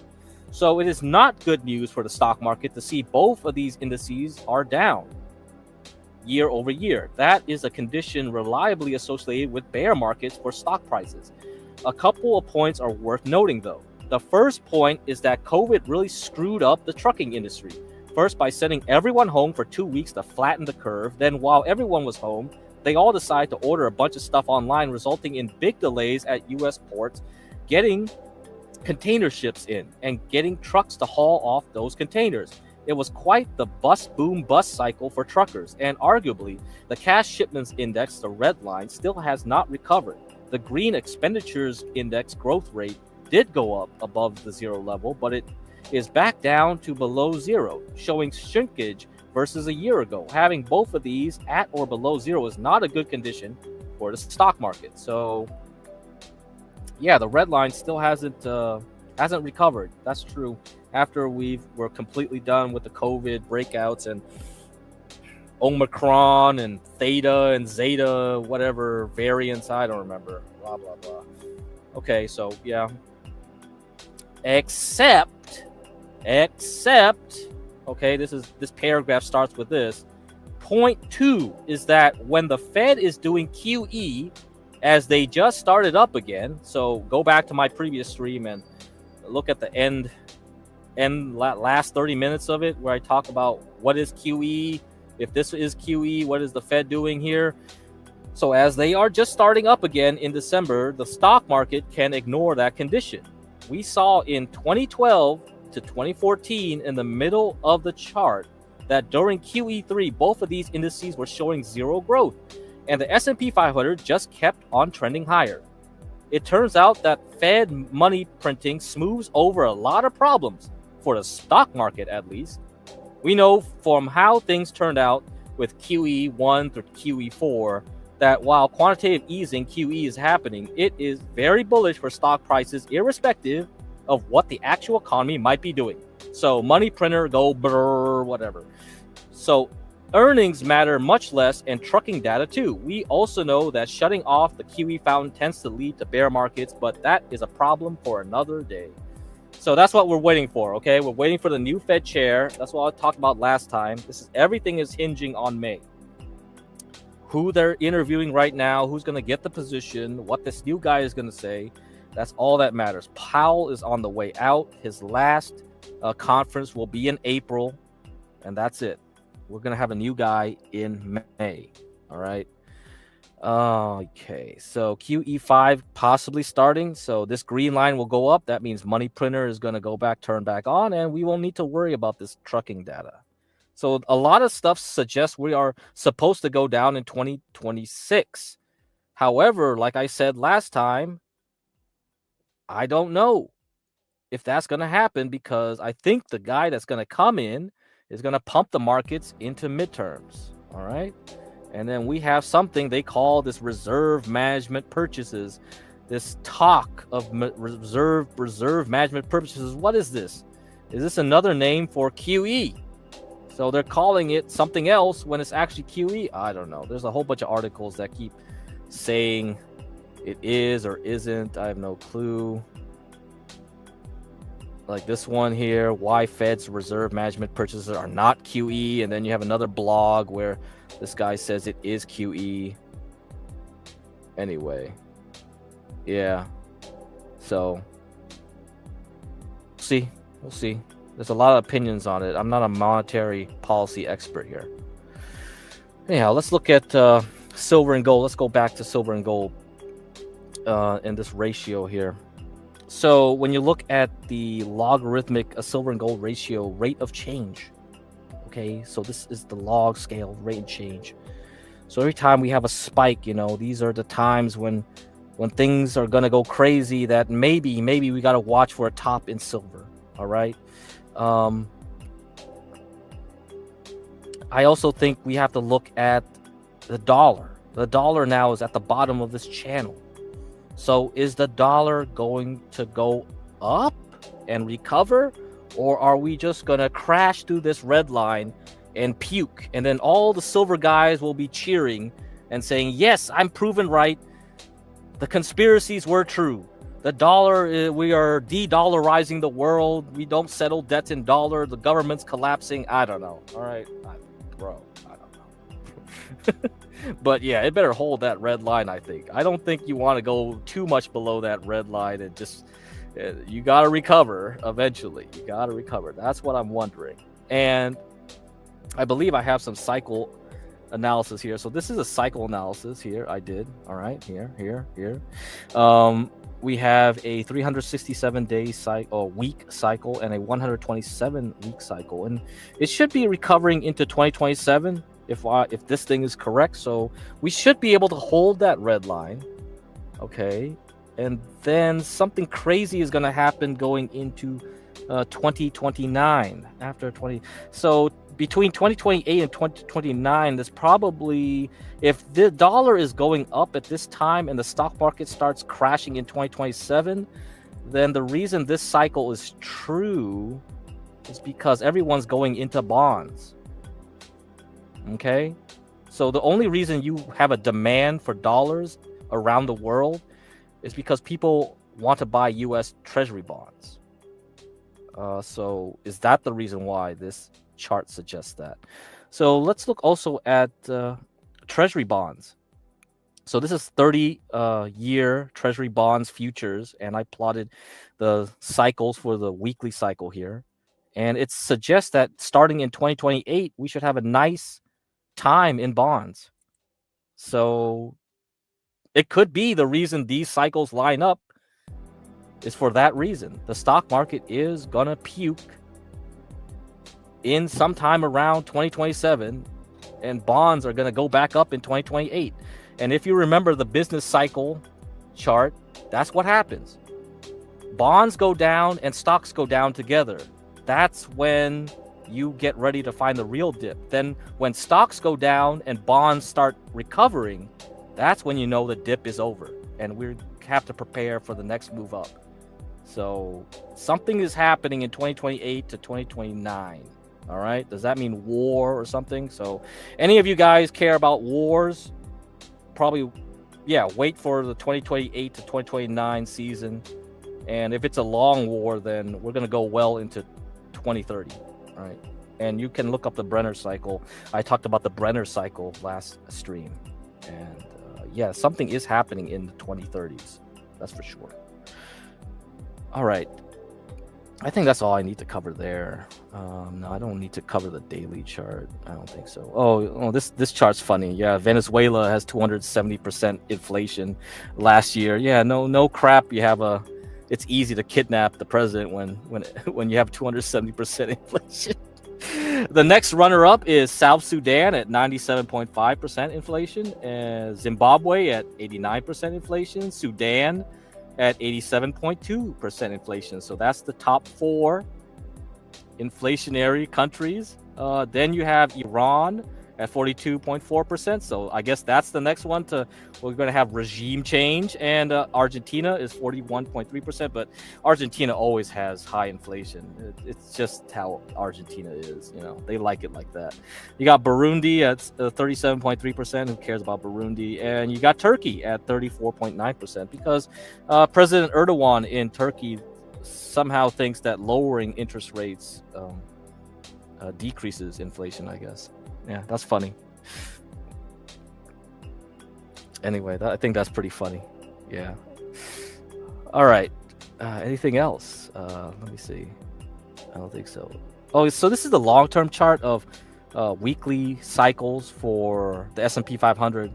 And there's always a 180-week cycle, okay? 180-week cycle. And you should remember the 180-week cycle because you'll see 180-week cycles everywhere in the markets. And the reason why is that 180 weeks is approximately 41 months. And the person who popularized cycle analysis is Dewey. Okay, Dewey. And Dewey found out he saw 41 cycles everywhere, 41-month cycles everywhere. So don't ask me where this 41-month cycle. You have to read his book. It's an old classic book. But if you're interested in learning more about Dewey and his cycle analysis, then I'll just go here. Okay. So this one, the FSC, the Foundation of the Study of Cycles. So they have a YouTube channel. You can go there and search Dewey, search 41-month cycle, and you can play the video. And I played the video before on on this show last year, but you know, everything's copyright now, right? So, well, not copyright, but I'm just saying, like, YouTube cares about having original content to stay monetized. So even if the copyright holder doesn't care about it, if YouTube sees that I'm just playing a whole bunch of other people, so I'm not doing this show like I did before, where I just play a bunch of other videos, react to it, have commentary over it. No, I have to keep on talking and explain everything with my own voice. Otherwise, yeah, we'll get demonetized again, I suppose. So anyway, FSC TV, okay? Foundation of the Study of Cycles. You can go on YouTube. The link is in the chat. And you can play it yourself. All right. We already discussed that. We already discussed that. We already discussed that. We already discussed that. Okay, now we have to move on to China. Okay, and lithium again, and oil again. Okay, we're going full circle. Going full circle. We have to go back and talk about it. So let's just talk about the oil stuff here. Oh my god, why is it doing this? Why does it keep asking me I'm a robot or not? It's wasting my time. God, I'm not a robot. Oh my god. Anyway, okay, energy storage boom strengthens. Demand outlook for beaten down lithium. Okay, so this is January 5th article. A boom in battery storage has bolstered the demand outlook for lithium in 2026, driving hopes for an accelerated turnaround for an industry struggling with oversupply. The lithium market has been grappling with a supply glut since the second half of 2022, with demand failing to keep pace with surging supply fueled by a furious price surge that year ignited by an electric vehicle battery boom. But China's power sector reforms helped to fuel longer than expected demand for lithium used in batteries for power system storage in the second half of 2025, supporting a cautiously optimistic view of prospects for the new year. The data center building boom in China and globally has also driven growing power storage demand for lithium, said Jinji Shu, a Wuxi-based analyst at consultancy Fubao, adding that rapid growth in lithium demand from energy storage in the second half of 2025 has surpassed expectations. Looking ahead, energy storage is likely to become a game changer for lithium, improving its fundamentals, but too high a price could undermine the economics of energy storage, keeping a lid on prices. Battery storage systems have emerged as China's most lucrative clean tech export, with nearly $66 billion in sales for the first 10 months of 2025, followed by around $54 billion in EV exports. Morgan Stanley forecasts a deficit of 80,000 metric tons of lithium carbonate equivalent LCE in 2026, while UBS estimated a deficit of 22,000 tons compared with an expected surplus of 61,000 tons in 2025. Three other Chinese analysts said they expect a narrower lithium market surplus this year. Well, that explains why lithium's taking a pump these past 2 days, doesn't it? Right? But is it temporary? Are we just going to crash back down? That's the question you got to ask. Global lithium demand will grow by 17% to 30% in 2026, while supply is expected to rise by 19% to 34%, according to a range of forecasts by four analysts who declined to be identified as they are not authorized to speak to media. Analysts forecast a price range of 80,000 to 200,000 yuan, equivalent to $11,432 to $28,582 per ton in 2026 versus 58,400 yuan to 134,500 yuan in 2025. Okay, so we have a turning point. I'm not going to read any more of this. I think you got the idea. I believe the link is in the description if you want to read the last 3 paragraphs. Okay, so let's look at Trump. What did Trump do with lithium? So somebody in Trump's administration got a nice fallout here. The Trump administration approved a big lithium mine. A top official's husband profited. Oh, who's that? Karen Bud Fallon, the number 3 at the Interior Department, didn't disclose a $3.5 million water rights contract between her husband and the developers of a Nevada mine, records show. You can read this article in the description. So Yeah, everybody's getting into lithium. Okay? We want that lithium. We want that lithium. This is quantum of solace time, guys. All right, so let's go back to China and look at its stimulus plan. Let me load up all the 3 articles here. Okay, and then we'll wrap it up, and I'll send you guys over to TK. Okay, I'll tell you guys, go to TK stream. Okay, and then yeah, we'll talk about oil last. Oil is the last thing to talk about again. So we do full circle on this stream.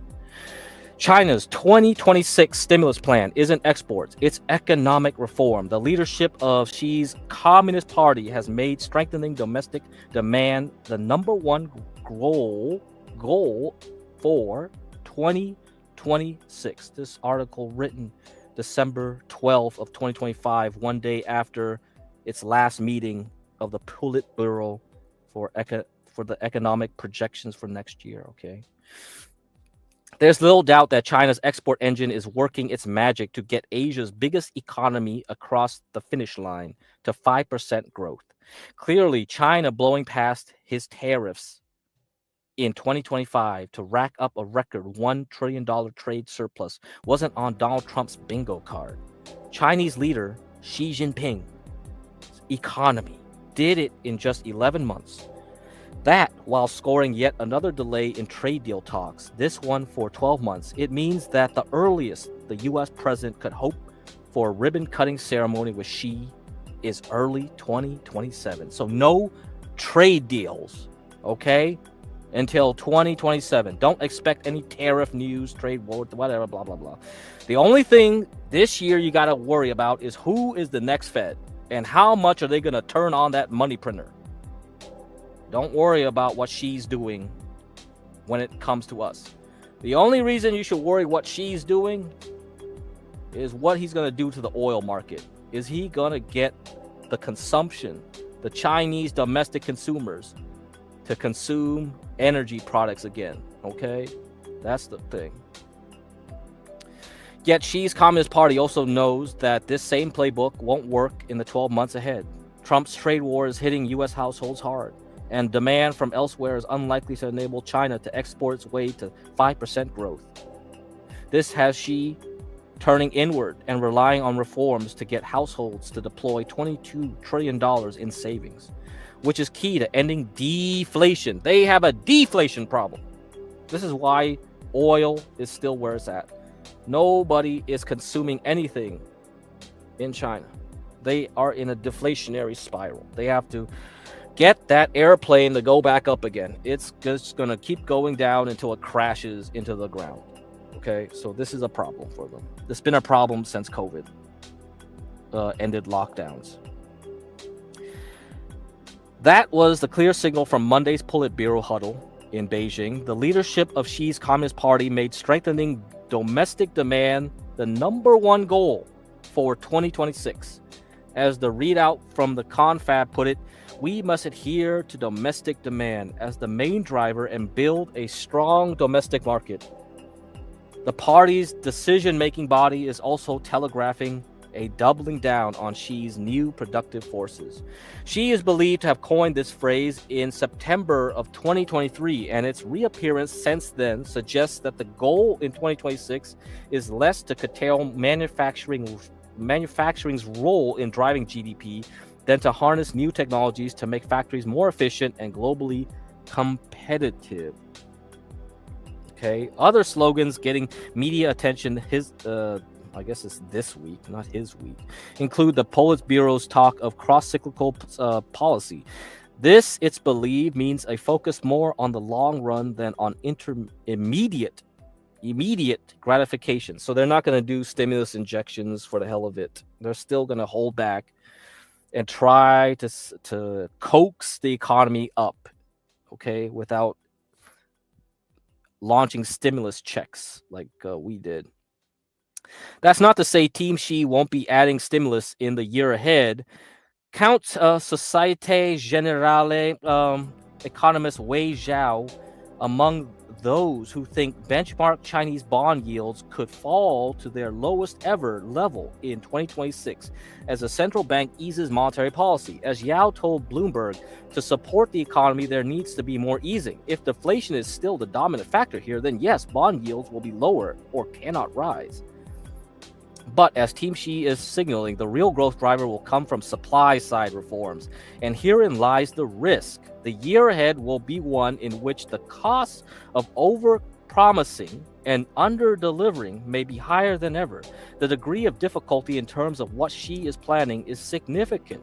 Aligning fiscal expansion with structural reforms, strengthening household demand without amplifying financial vulnerabilities, and advancing industrial upgrading while preserving market discipline will be central to navigating the next phase of China's economic transition, says Lizzie Lee, an economist at the Asia Society Policy Institute.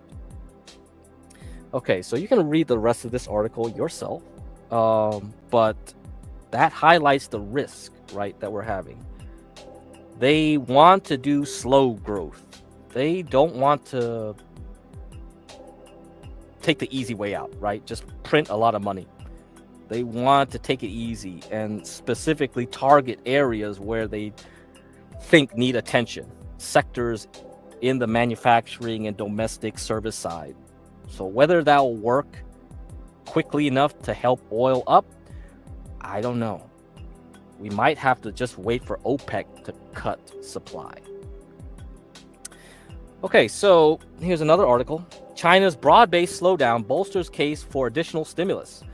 China's economic momentum continues to weaken in the final stretch of the year, and as all key activity data disappointed in November, policymakers have lots of work to do if domestic demand is going to drive growth in 2026 as planned.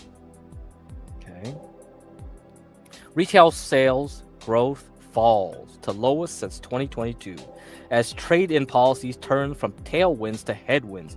China's retail sales significantly underperformed in November, falling to 1.3% year-on-year from 2.9% in October. This not only fell well short of forecasts, but also marked the weakest month of retail sales growth since 2022. That's not good. The weakest since they reopened from COVID. As we have covered in the past few months, the leading cause is the trade-in policy turning from a tailwind to a headwind. The most obvious example is in household appliances, which saw a negative 19.4% year-over-year contraction in November, bringing the year-over-year growth down sharply to 14.9%. Recall that trade-in policy for household appliances ramped up significantly in the fourth quarter of 2024. This resulted in a wave of purchases, something for which the year-over-year data is now paying the price.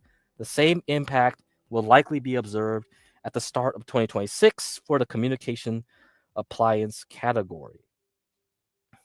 Okay, so looks like automobiles are flat in the last two quarters actually.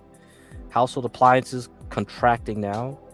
Communication appliance flattening out. Furniture flattening out after a growth in the first half of the year. So yeah, the domestic side of China is bad. The manufacturing side is bad because of tariffs. China is all around bad. So I don't know what to expect about oil here, because I'm assuming OPEC knows all this and Europe is not going to help them out. Europe's economy is kind of like not a big growth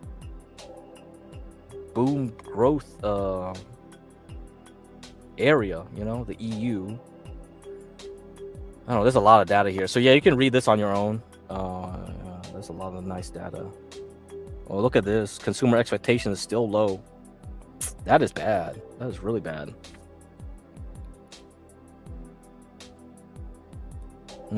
Housing prices still not dropping well enough. Well, this is a good article. Yeah, so you guys could read it on yourself by yourself. Okay, so this is a summary article for the Bloomberg about China signals modest 2026 stimulus after shaking off tariffs.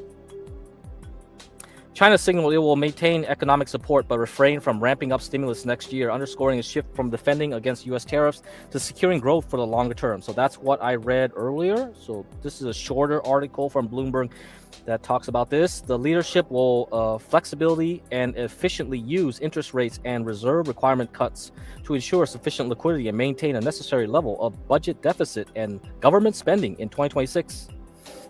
According to an official readout released Thursday following the conclusion of the Central Economic Work Conference, the language of the meeting suggests a desire to keep stimulus measured after China emerged from a trade war with the U.S. largely unscathed thanks to booming exports to the rest of the world. So China made it out all right, tread water through this year, so it survived. It shows policymakers are content with current policies, allowing them to stick to a manufacturing-led growth strategy even as they take steps to boost consumption. Economic policy was in an emergency mode a year ago due to external uncertainties. This year, policy are more focused on the longer term, right? And we read that in the previous article. So again, this is a repeat, and you can look at this nice table. Bloomberg has this nice table showing you the changes from 2023, 2024, and 2025, how they felt about AI, real estate, fiscal, monetary policies, all that. So that's nice. Okay, so you can read this yourself as well. But yeah, I think here we have to worry about the bonds, I believe. I believe this article talked about some issues with the bond market, okay, and real estate market. Let's see. Okay, let's talk about exports. I believe I read it here. Okay, so this part, I think. Meanwhile, officials promised to pay due attention to addressing local government fiscal strains and advance efforts to resolve local debt risks in an active but orderly way. Multiple measures will be taken to reduce the operational debt risk of local government financing vehicles, they added. Another major concern is growing troubles in the property market after state-backed developer China Vanke shocked markets with a proposal to delay bond repayment. The conference laid out a clear destocking mandate for the sector, pledging to control new supply. Policies makers explicitly encouraged the acquisition of unsold commercial housing to be converted into affordable housing. Previously, Bloomberg reported that China was considering new measures such as providing new homebuyers mortgage subsidies for the first time nationwide. That sounds familiar. Sounds like what happened before we had our 2008 collapse, huh? So yeah, we have an 18.5 year cycle in real estate. So the next 4 years will be interesting. We should have something happen during these next 4 years where the housing market will crash. But I don't know if the Chinese housing market will have much of an effect on the global markets, right? It's hard to say because it depends on how fast we decouple from China.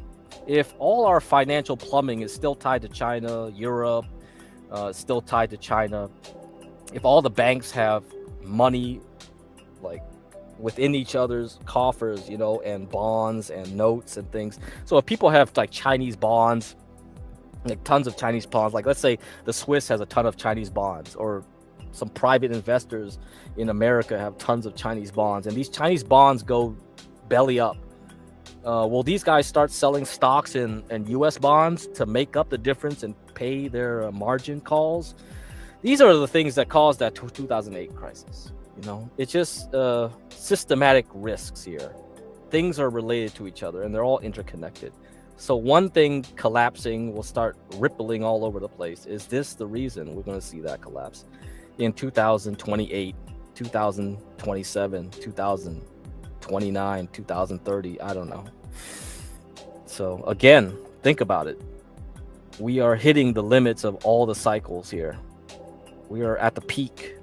It's been 20 years. It's going to be 20 years since the 2007 to 2008 crisis. It's been 20-year bull market since then. It's been an overall 40-year bull market since the 80s, right? So we had a good time. Now it's prepare for the worst times. That's about it. Okay. Well, I don't want to give you a depressing mood here. I don't want to give you. Can we talk about oil? Yeah, let's talk about oil. Let's talk about oil. This is the last thing. So OPEC will have a meeting, I think, this weekend. Oil prices forecast to ease in 2026 under pressure from ample supply. This was written in January 5th, yesterday. The global oil market is likely to be under pressure in 2026 as growing supply and weak demand curb prices. And traders monitor OPEC Plus for policy signals and any attempts to bolster the market, a Reuters poll showed on Monday. The survey of 34 economists and analysts conducted in December forecast that Brent crude would average 61.27 per barrel in 2026, down from November's forecast of 62.23. Well, that's not that much of a difference. U.S. crude is projected to average $58.15 per barrel, below November's estimate of $59 per barrel. The poll was conducted in December of 2025 prior to the U.S. military operation that launched strikes on OPEC member Venezuela. So it'll be an interesting meeting with OPEC Plus this weekend, right? Pretty interesting. Wonder what they're going to say. And then we'll see what happens on Monday, right? Or Sunday. Actually, it'll be Sunday night when the futures markets open. So definitely pay attention over the weekend what OPEC Plus, what the Saudis think about this, what Russia thinks about this shit. The poll also preceded a meeting of the OPEC Plus at the weekend. That's what I just said. It left oil output unchanged on Sunday after a quick meeting that avoided discussion of the political crisis. Oh, maybe it was this past weekend. Man, I don't know which weekend. Hold on. Okay, so are we done then? So we don't have to worry about OPEC Plus talking anymore? Okay, that's cool. I don't know. I'll have to look this up. Hold on. Let me double check. Double check for you guys. When is OPEC Plus's meeting? Was it this past weekend, or the upcoming weekend? It was this past weekend. Oh well. I guess they didn't say much in the damn meeting about Venezuela at all then. I was expecting more noise about that. It was like as if they didn't even have a damn meeting. Terrible. Oh well. Okay. Well, okay, so they just want to ignore it. Supply is expected to exceed demand, analysts say. Holding production steady through Q1 of 2026 helps limit near-term volatility and provides some support to prices, but it does not materially alter the underlying surplus. So they didn't want to pull the trigger and cut some supply, I guess. Oh, too bad. Even with quotas unchanged, supply is expected to exceed demand, keeping prices under pressure throughout the year. Brent and WTI prices declined about 19%, 20% respectively in 2025, the most since 2020. That's right. Oil sucked last year. Weighed down by production boosts in OPEC Plus, the United States, and other producers. Following the weekend's events in Venezuela, crude output in the country, home of the biggest global oil reserves, could gradually increase, oil analysts said, but it will take time. That's right. It'll take time to rebuild all that infrastructure. I saw Chevron stock pop on the news because Chevron has a lot of infrastructure in Venezuela that they lost. But it's been a long time since Chevron had control over those facilities. So it's unlikely it's just they can just turn on the switch, right? They're going to have to rebuild everything, I bet. So today, I believe Chevron lost some of those gains it made yesterday. Okay. We see ambiguous but modest risks to oil prices in the short run from Venezuela, depending on how U.S. sanction policies evolve, Goldman Sachs analyst said in a note dated January 4th. On average, the poll participants expect the market to be in surplus by around 0.5 to 3.5 million barrels per day in 2026, compared with 0.5 to 4.2 million barrels per day surplus in the previous poll. All right. So one small article I want to read here. What's up, roller skater Texas girl? What's up? From this Vox China. Verifying China's COVID-19 recovery using FRBSF China Cat. So there's this data from San Francisco's Federal Reserve that tries to use satellite images to estimate their real GDP, because everyone realizes that China lies. And I was hoping they had some updated data for 2025, but I looked at it and they do not have any published data for 2025. So that's kind of disappointing here. Pretty disappointing. I was hoping to use that data to make some cycle charts, but oh well. I don't know. I'll have to. It's hard to get real Chinese data, you know. That's really hard. So this article says, as China was the first to suffer the adverse economic consequences of the COVID-19 pandemic, it is not surprising that the country was also one of the first to experience recovery from the crisis. Still, the announced pace of China's recovery from the crisis has been notable. As reported, real gross domestic product plunged 6.8% in the first quarter of 2020 from the year earlier, but reported GDP rose 3.2% growth in the second quarter and by 4.8% in the third quarter. So this was all in 2020 compared with the earlier period. Is the speed of this rebound plausible? So they think China was lying, and they always think China is lying about all their economic data. Okay. And so I was hoping the San Francisco Fed had updated satellite data and all this stuff, and they did all this stuff. The China CAT represents deviations in year-over-year growth from trend intuitively because the data series have different trends. If we did not detrend the index, would be a mix of cyclical effects and the differential trends. Stock and Watson, who wrote a paper in 2016, recommend removing low-frequency trends from growth rates to avoid misspecification. The index is thus best suited for assessing cyclical volatility and not systematic bias. The series is updated quarterly. Yeah, I'm hoping for data, and they don't have new data. Man. So, yeah, well, whatever. I guess I can't do nothing about it.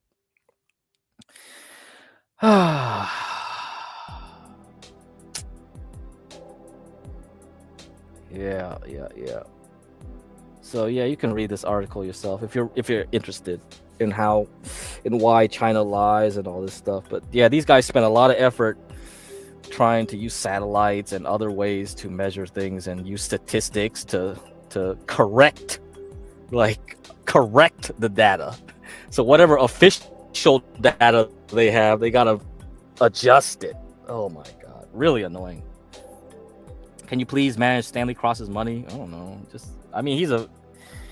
He's an ultra boomer. He shouldn't be taking any risk right now, man. That's about it. There's nothing you can do at that age. Yeah, you're done. You finished out. So that's why you gotta start doing this stuff early. You gotta start knowing this stuff early. So you don't want to start thinking about these things when you're 60 something. Come on, man. Yeah. This is why you should start this when you're in high school, actually. But oh well, they'll never teach you that. Time is your enemy. Time is your enemy. The more time you have, the earlier you start, then you're fine. But if you start thinking about these things too late, it's way too late. Okay, birth rates. I want to talk about fertility and stuff in the next stream, but I gotta research all that stuff again. You know, Ed Lee has all this stuff about fertility, how you can predict the cycles of economies, looking at birth rates and things, and they have all sorts of data that they make charts of. I don't have it. I don't have the patience to just go around trying to seek out everything. The IMF probably does all this analysis. So as long as you have a lot of babies, then you know the next generation will have enough workers and consumers, you know. But then I saw this whole video of this robot, right? The new Atlas robot. You guys see that new Atlas robot? Damn, that robot. Ah, man, all those Amazon factory workers are going to be gone, dude. There's going to be none of them left. It's over. Okay, we're done with the China stuff, the oil stuff. Let's go back to stock charts and talk about these things here. Martin Pring. Okay, this is an ultra boomer. This guy talks about crap from the 1920s. He's that old. He's probably a vampire. Man, he talks about things in the 1800s even. Man, he talks about like when the Dutch used to rule the seas. You know, it's crazy. Unveiling the factors behind a potential energy surge. Okay, this was written yesterday. The performance chart below reminds us that energy in red has been a real laggard in the last 200 days. That's what I was reading to you guys earlier. However, a review of the latest chart suggests that it may be about to play catch up. Yes, that's what I want. Is it time for me to switch from tech and go to oil and materials? Is that where I should be going? Should I be buying lithium, nickel, copper, more and more of that, and sell out of my AI stuff? Is that where I should be? And I should go buy some oil? Chart 1, for instance, shows that the Spider Energy ETF XLE has broken out from a 2-year consolidation pattern. It's also supported by an oscillator in the lower window monitoring the percentage of energy stocks trading above their 200-day EMA, exponential moving average. You guys can look it up. Go look up EMA yourself. That indicator has just reversed to the upside from a moderately oversold reading. The vertical lines isolate overstretched upside reversals since 2006. 2 of them fall under the label false positive, but the remaining 6 were followed by a worthwhile rally. So only 2 times this signal didn't work. A nice advance from the latest signal has already taken place. More to the point, here, let me zoom in a bit if you're on a phone.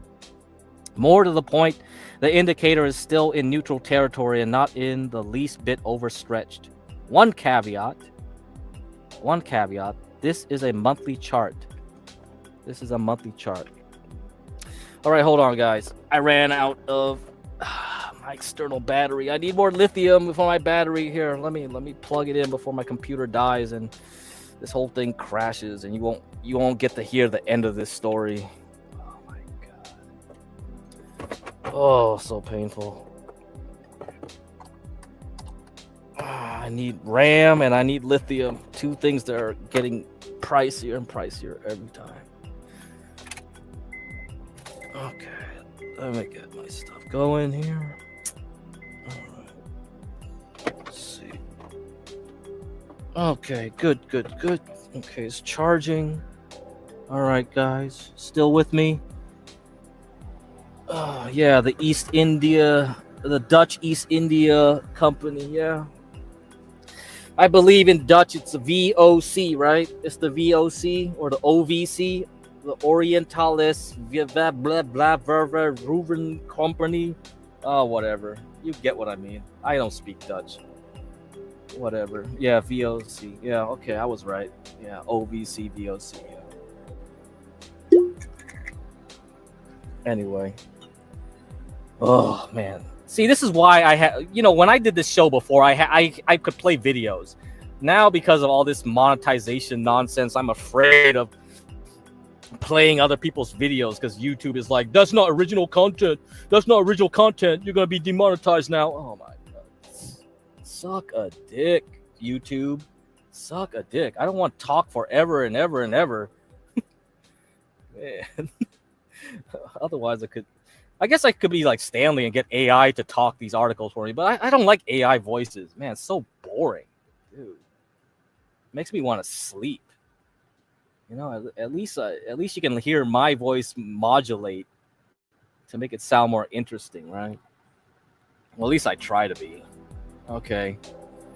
Hold on. Where was I? False positives, this, that. More to the point, the indicator is still in neutral. One caveat.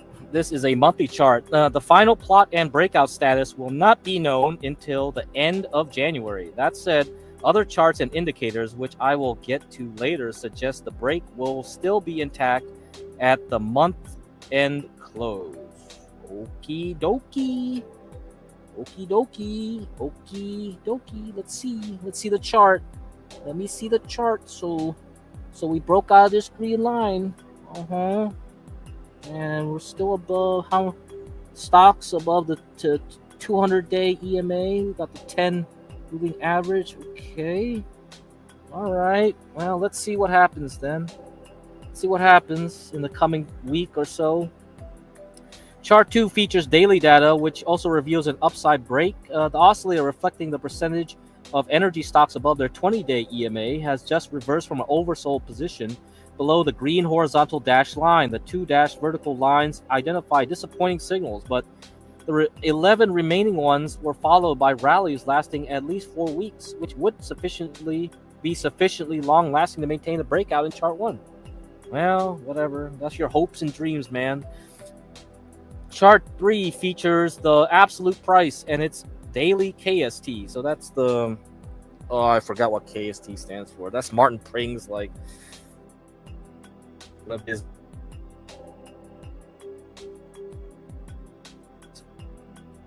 stock charts. In the upper two windows, relative action and the relative KST appear in the lower ones. Two takeaways are the breakout in the price and the violation of a 9-month down trend line in relative action. Both momentum series are on the verge of a buy signal and will go bullish unless the breakout unexpectedly falls. Okay, so let's zoom into this one. Yeah, okay, so here we see this thing kissing that line here, curling back up. All right. This one we're still waiting on. This one above its green line there. Okay. Chart 4 shows that the recent downtrend in relative price action is part of a much larger trend dating from late 2022. Its long-term KST in the lower panel has gone completely flat since the beginning of 2025. That tells us the technical structure extremely finely balanced, and whichever way it is resolved is likely to be followed by a strong and lengthy move. So we either puke. So oil will either puke below $50 a barrel, or we'll start recovering and break out finally this year. So which way? Flip a coin. You guys can flip a coin. I don't know. This type of stuff is like, you guys can make it up. You know, it's no guarantee. Yeah, it's no guarantee. It really is no guarantee. I think this one is the most interesting chart here, because I was talking about copper last time, right? And silver and Micron RAM. So looking at copper and oil together, is important. Chart 6 tells us a turn may be close at hand. A couple of weeks ago, I pointed out that a typical business cycle experiences a chronological sequence. That's what I was telling you at the beginning of this stream, and I was talking at the end of last stream. Okay? Whereby the price of copper leads crude oil at major lows. So now we're going to talk about a different relationship, that of copper versus oil. Okay, we've been talking about other ones, but this time, let's see, copper versus oil. The reason is that copper, being used in construction, electrical equipment, and appliances, responds to early cycle restocking and bottoms ahead of oil. So if copper is doing well, then oil should follow. Okay. Oil consumption is dominated by transportation, air travel, petrochemicals, and broader consumer activity, and therefore is more sensitive to late cycle demand.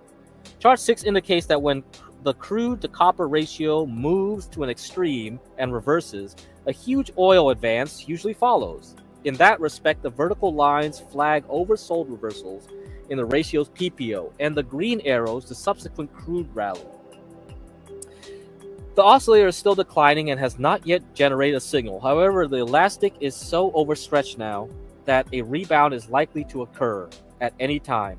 When it does, the bull case for crude and energy shares will be that much stronger. Right?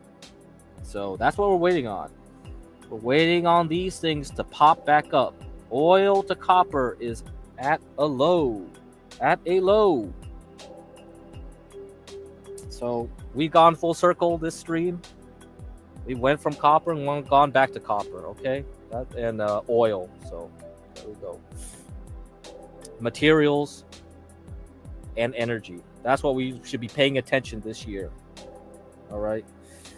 Doesn't mean I'm not going to look at AI or biotechs or whatever. I'm sure they're going to go up again still, but be prepared. Start moving your profits over into energy and materials as the signals present themselves. Okay? This is for the long-term investor people. All right? As far as the traders are concerned, well, I'll come back next time and talk about some risky stocks for you. Space, satellite stocks, some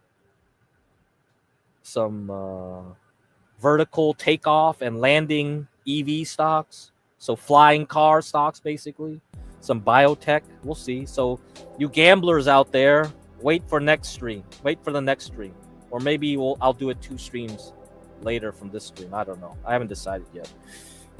But I'll close with this article.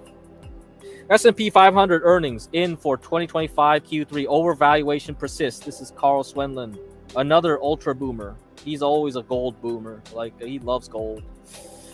S&P 500 earnings are in for 2025 Q3, and here is our valuation analysis. The following chart shows the normal value range of the S&P 500, indicating where the S&P 500 would have to be to have an overvalued P over E ratio, price to earnings ratio of 20, a fairly valued PE of 15, the blue line, and an undervalued PE of 10, the green line. So the red line is overvalued, blue line is fair value, green line is undervalued.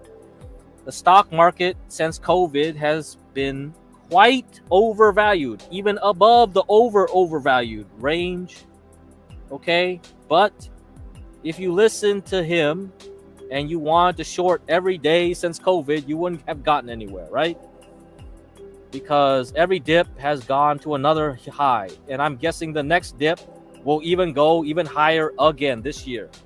So this is meaningless. This is why fundamentals don't really matter. Okay, now what's important though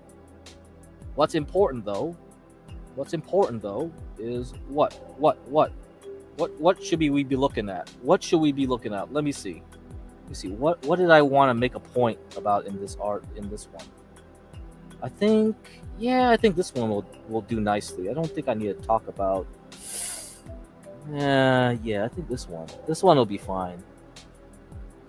Okay, historically, price has usually remained below the top of the normal value range, the red line. However, since about 1998, it has not been uncommon for price to exceed normal overvalued levels, sometimes by a lot. The market has been mostly overvalued since 1992. So we've been having a very good 40-year bull market. And it has not been undervalued since 1984, right? So this was when my parents were around and everything was shit.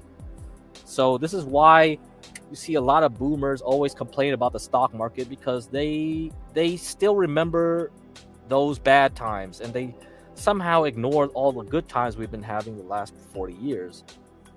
Okay, we could say that this is the new normal, except that it isn't normal by the generally accepted accounting principle standards, the GAAP. Nobody uses GAAP anymore anyway. Okay, so any accountants in the house, they can tell you. They'll tell you, like, no, everyone uses non-GAAP. Nobody gives a crap about GAAP. Okay, nobody gives a crap. They're just making financial fugazi and stuff. They're gonna say like growth is incredible. They'll make up new metrics too. Software companies love making new metrics all the time. I still have my Palantir stocks because of you. Oh yeah, good. Yep, keep it up. You better. I'll have to talk about when to dump them, because it's gonna try to reach the top again. If it spikes up above, I'm gonna dump the last bit of my shares probably. I don't know if I want to short it or anything. I mean, last stream I said like, yeah, you might consider it a short there. I don't know. So you could trade a short, go down into April, buy Palantir again, and then go back up. But it's up to you. I don't know how your tax situation is though. So maybe it doesn't matter. You just hold it through the noise in the first 2 quarters of this year. Okay. So anyhow, we use GAAP earnings for the basis of our analysis. The table below shows earning projections through June of 2026. Keep in mind that the PE estimates are calculated based on the S&P 500 close as of December 31st, 2025. They will change daily depending on where the market goes from here. Notably, PE remains outside the normal range. Okay, so yeah, I mean, I put a link for this one in the description, so you guys can read all this. So the bottom line is PE is still well above the normal range, and earnings are projected to trend higher for the next 4 quarters. High valuations applies negative pressure on the market, but this condition only provides context for decision making, not action signals.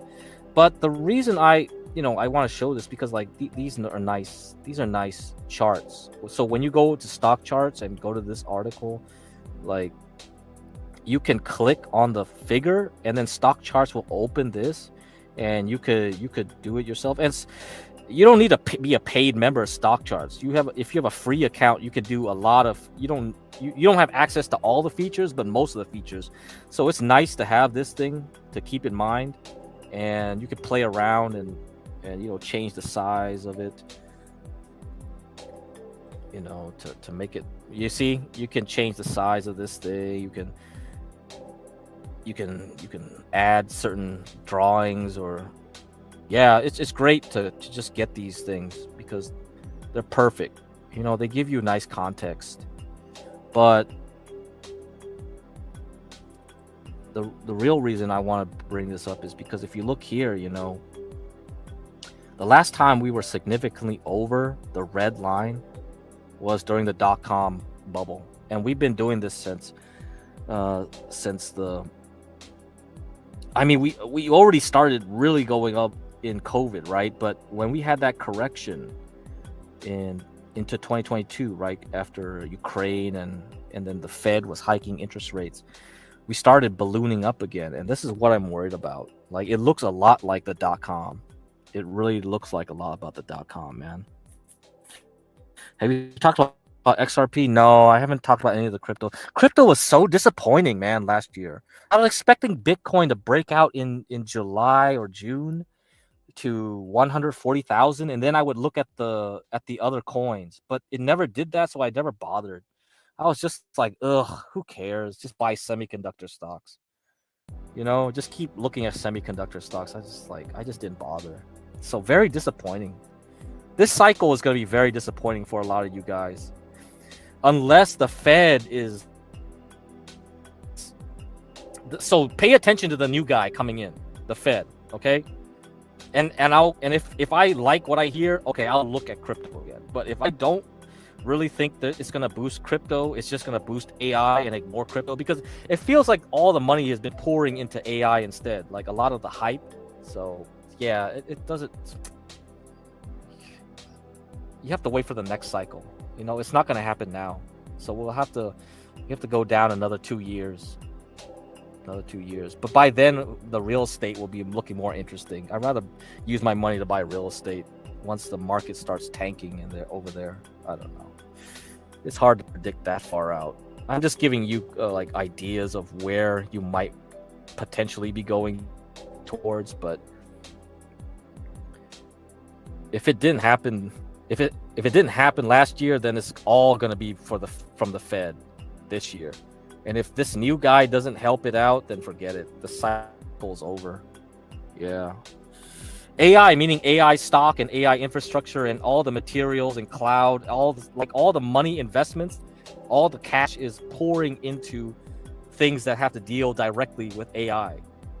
You see what I mean?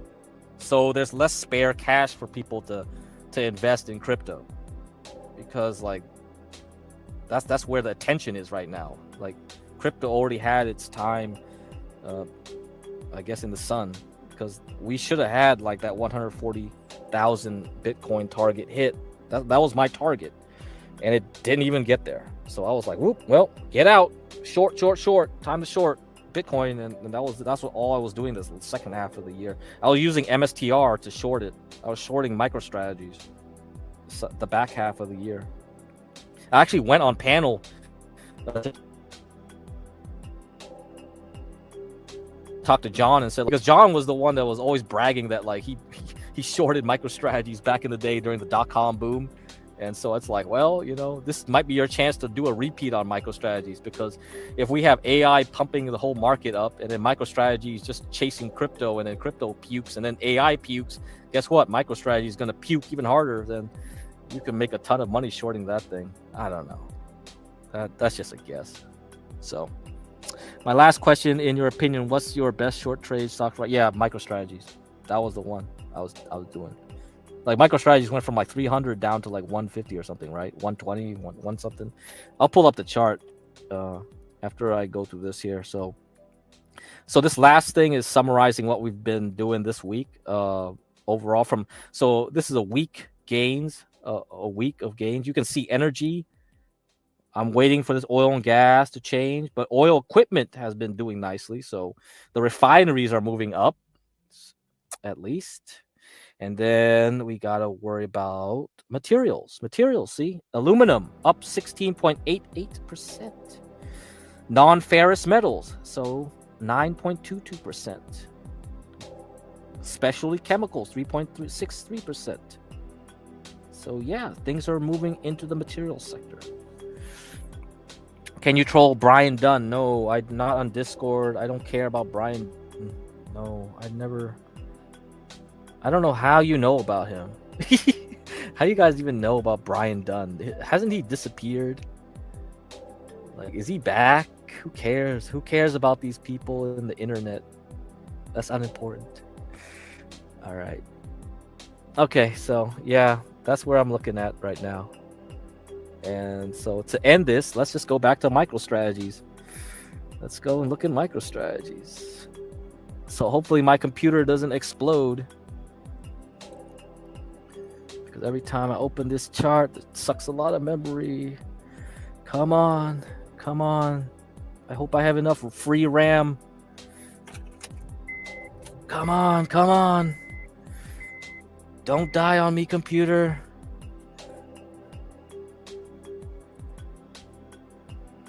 All right. It opened. Okay. It opened. Okay. What is this? Let's see. Remove this. Remove that. Share the screen. Okay. Let me get rid of this silver line here. Let me look at MicroStrategies. This is how I shorted the Bitcoin. I use MicroStrategies. Okay. So I started shorting here around July to August. Then I did it again in October. And yeah, pretty much October. It's pretty much around here, this area. That's it. So now it's $158, right? There you go. There we go. So where's the future MicroStrategies going to be? Where are we going to be? And you can go to the last stream and I talk about it a bit. But the thing of it is that I don't want to be shorting it here. I would rather it recovered towards the 240 area, and then I'll short it again. I think Bitcoin should try at least to recover some of its losses from last year, the back half of last year. I mean, right now, if you look at the daily chart, look at the MACD, it isn't kissing the zero line yet. The best times to short, the graph, the chart is moving down and it kisses the moving averages. See here, the 18-day moving average is going below the 40-day, and then you have this area here where it kisses. See, it attempts to recover. The blue MACD line attempts to recover. It fails, so it kisses the red averaging line and it moves back down. This is the time where you go like, oh, time to start shorting at this area. Okay. And then I'm patient enough I could cover some of my shorts here, right at this area where you have a high volume. You see it's recovering a bit. Already started recovering in September, going into late September, and then the next time I short is when the blue line kisses the zero and then rolls over. Then I short it again. It goes back down below the red, and I short again here in October. So then I just keep going and keep going and keep going down, and that's it. This is where you should stop, because once this thing recovered here, it's like, well, you see it's moving back up. It's just like, yeah, you got to cover here. And then when it went back down, if you had anything left over, you should recover, because this candle with this hammer, it's making a hammer, and then you have a high volume. This sets the bottom. This sets the bottom here. And you see this candle here in the December 15th, this week of December 15th, we went down. That's it. That was done. The Monday. This whole week after that, it just went down, down, down. And yesterday we kissed that purple line, the purple moving average line, and today we went down. And so I'm waiting for tomorrow. Okay, I'm waiting for tomorrow to see if this thing recovers. If this thing recovers, then I'm sure and confident that MicroStrategies will start turning around, get back up to 180, and then zigzag around here, and then try to go up to 240, and then I'll short. And then I'll short again if I want to try it again. Okay, but I'm not going to short down here unless it's obvious. Unless it's really obvious. Because if you look at how the NASDAQ did, like you see this, it's in this box. So there's a QQQ, the NASDAQ 100.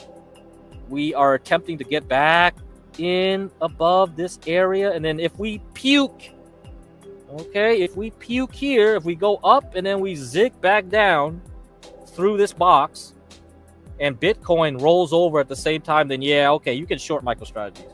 But until then, no, I'm not going to do it. I'm going to see if it can try to get back up here. And so anybody still, if you're holding the Palantir, yeah, you can wait and see if it manages to get back above 190 again, and then see if it goes back up. And here you would sell at above 200, right? If the market starts moving up and it's the last pump before we go back down later in January, then you'll do it. Then you'll try a short Palantir. Okay, but not now. Like, look at MU. No, not now. Look at it. It's still going up 10% today. Jesus. Look, I drew this line up here on Sunday, and we hit it. So are we gonna go drop down 50% from now on? I don't know, but I'll pay attention and let you guys know if I do any of these shorts. I don't like to do shorts all the time, but when I see a good short, when I see something that's just like eye-popping, I'll do it. Because that's when you make a lot of money in one swoop. You know, when it starts rolling down the hill, it just goes in a nice straight line, then I'll take the chance of trying it out. Okay, so there we go for that. Anything else to talk about? No, I'll cover this again later if anybody wants the gold and silver ratio. But as you can see, like the gold silver ratio, every time it has a spike up and it spikes back down, that usually signals a top in silver. So we're in a spiking era right now. So that's also something to watch while I wait. So this thing is important. These spikes tell you when you have like major tops in silver. Okay, guys, that's definitely something to pay attention. So hopefully that was kind of clear, because I kind of went through it quickly in the middle of my presentation. I didn't want to get bogged down. I had so much stuff to cover. But if you guys have questions, you can always ask in the Twitter. Yeah, Twitter. Oh my god, I talked so much. Oh, doing these things is gonna really be painful. I have to tighten it up so I can do everything in an hour and do it very quickly. But yeah, hopefully I can do like a presentation about once every 2 to 3 days, and then think about doing a Q&A session one, or maybe a tutorial, because I want to do multiple different kinds of shows like last year, but Once we had that April event happen, and then it was so obvious that we're gonna have a good bull market, it was just like, waste of time. Waste of time. You need to have a scary market, a crazy market to have examples to show you guys. Because when you have a bull market, there's very little examples, you know? It's just not many good examples. Because when you look at charts so often, you can see examples come every day, every minute, every month on all the charts. So let me look at go on. Like, let's look at this, right? Look at the 78-minute chart of this thing. You see, like, let's say I was paying attention to this stock, CLSK, and I wanted to short it, you know? I know this area between 18 and 21 is important. Like, if this stock was going to have a breakout and continue on its way up, it would have done it here.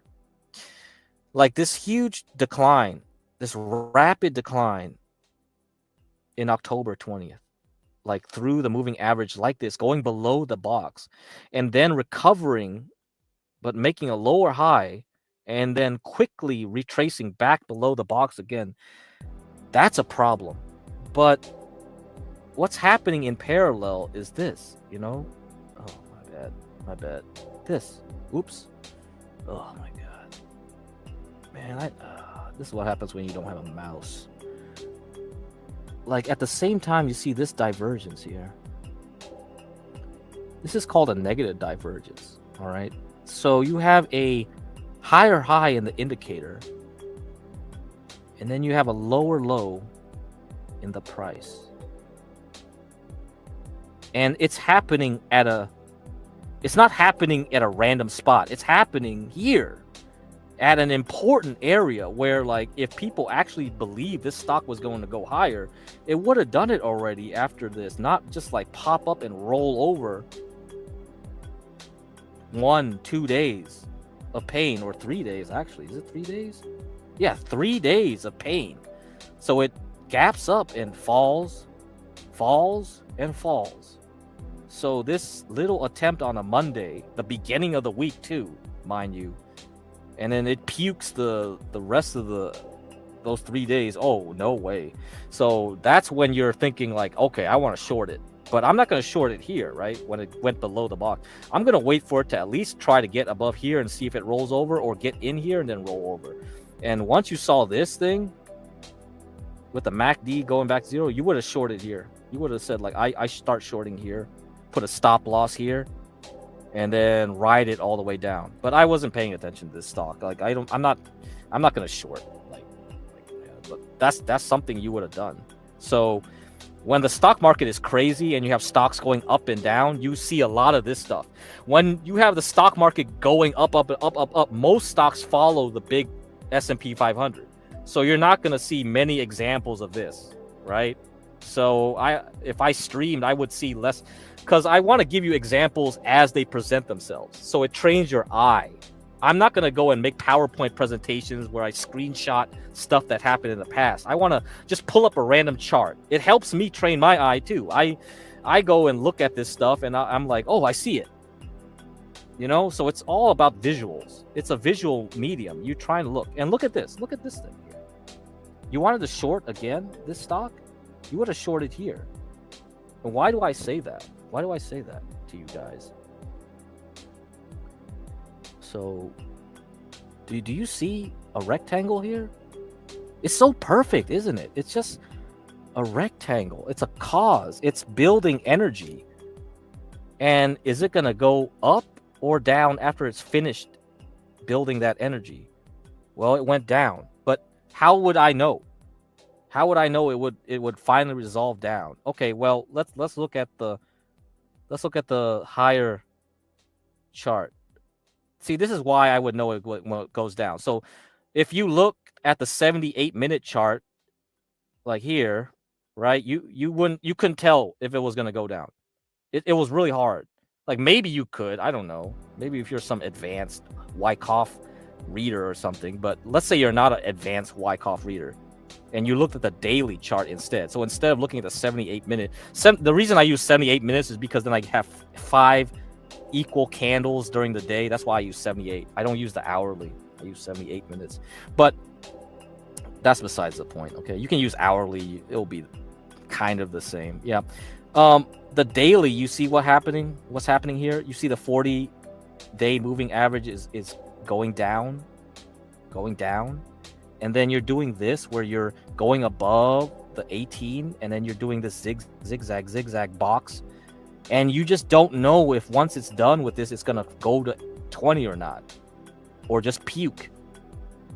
So how would you know it's gonna puke the next day after the weekend? Because this is a Friday going to a Monday. Well, the reason you would bet on it going down as more likely than it's going up, there's no guarantee. I'm just saying, if I was betting, if I was trading, I'm gambling essentially. It's not going to guarantee anything. I'm going to bet it's more likely to go down is because look at it. When it did this, so it opened here, it went up, and this was the only time it went above this downtrending 40-day moving average, and it closed back down here near the bottom. That tells me it's more likely the next several days it's probably going to puke, and the next day, the day after the weekend, it puked. Yeah, so but I don't like this one. I rather shorted it here. This one was obvious. This one not so obvious, but if I had to make a trade, I would do that. So that's why I say not everybody needs to take a trade. You could just ignore this, because I would rather, this is a higher probability, because this one made more sense. Like this one was clear that it was having a problem, because here you're making a higher one to a lower one and going through the purple line. And then when you look at the 78-minute chart, you saw that this was diverging. You had a divergence here. That's when you saw, okay, you have two charts that confirm. But this one here, you're just like, wait a minute. Well, if I look at the weekly, then I see a box. I don't know if it's still above the purple line, though. So it doesn't tell me that anything there either. So this thing has less of a chance of success. So somebody might look at it and say, I don't want to take that trade. Even though it looks like it's going to go down, even though I feel like it's going to go down, I have less information than this trade over here. This was an easy short. This one was a harder to call short. But if I was a betting man, yeah, of course I would do that. Of course I would short. It didn't look like a long at all. So you get it? You get what I'm doing there? So that's why when you're a trader, you don't do everything you see in the graph, okay? It's not like, oh, damn, I got to do a trade every day, every week. I got to have 10 trades I don't like that mentality. I don't like that mentality. I'm only going to, like if I'm in baseball, do I take every pitch that's thrown at me? No, I'm not going to bat at it. If I think it's an ugly pitch, I'm going to ignore it. I'm going to take my chance. That's what it is. It's really like baseball. As far as I think baseball is the best sport analogy to trading. That's how you should treat it. You know, it's a slow game. It's not like, oh, yeah, I'm going to stare at my screen 24/7 and look at every candle, zigs. Oh, my God. Like taking Adderall and cocaine and shit. Fuck that. Okay, Crack. So, Crack, I got a proposal. What's your proposal, Eric? Is TK even streaming yet? Come on, give me the proposal. Otherwise, I'm sending you off to TK, okay? Is he streaming? Did he already start the stream? Did I already miss the stream?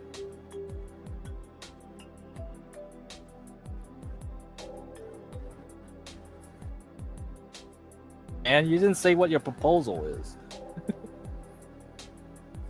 Yeah, let me shut off this thing sucking up all my memory. My battery life is gonna die. Everything is gonna go crazy. Blah blah blah blah blah. All right, I propose this to the dorks, but of course they're too lazy and incompetent. Okay, what's that? I'm pretty lazy. Even if you think I'm not incompetent, I'm pretty lazy. 82 minutes. Damn, he's already been streaming for 82 minutes. Oh, D-Dog was on there. Oh my God. Oh, this is gonna be fun to watch. on 2x speed then. A clone of IP2 network website, but all Voight streamers. Yeah, that's a good idea. That's a good idea. I don't know. Maybe we should talk to Garion. Yeah, maybe. But I don't know. I don't think he's interested anymore. I mean, if Schizo Spud, Gary, and all, but those guys, you see, everyone got sick of Boyd towards the end of last year. That's like, bruh, it's over. It's over, man. It's over. So that's it. That's it. No, I'm not. I'm not gonna have panels. Okay. I'm not having panels.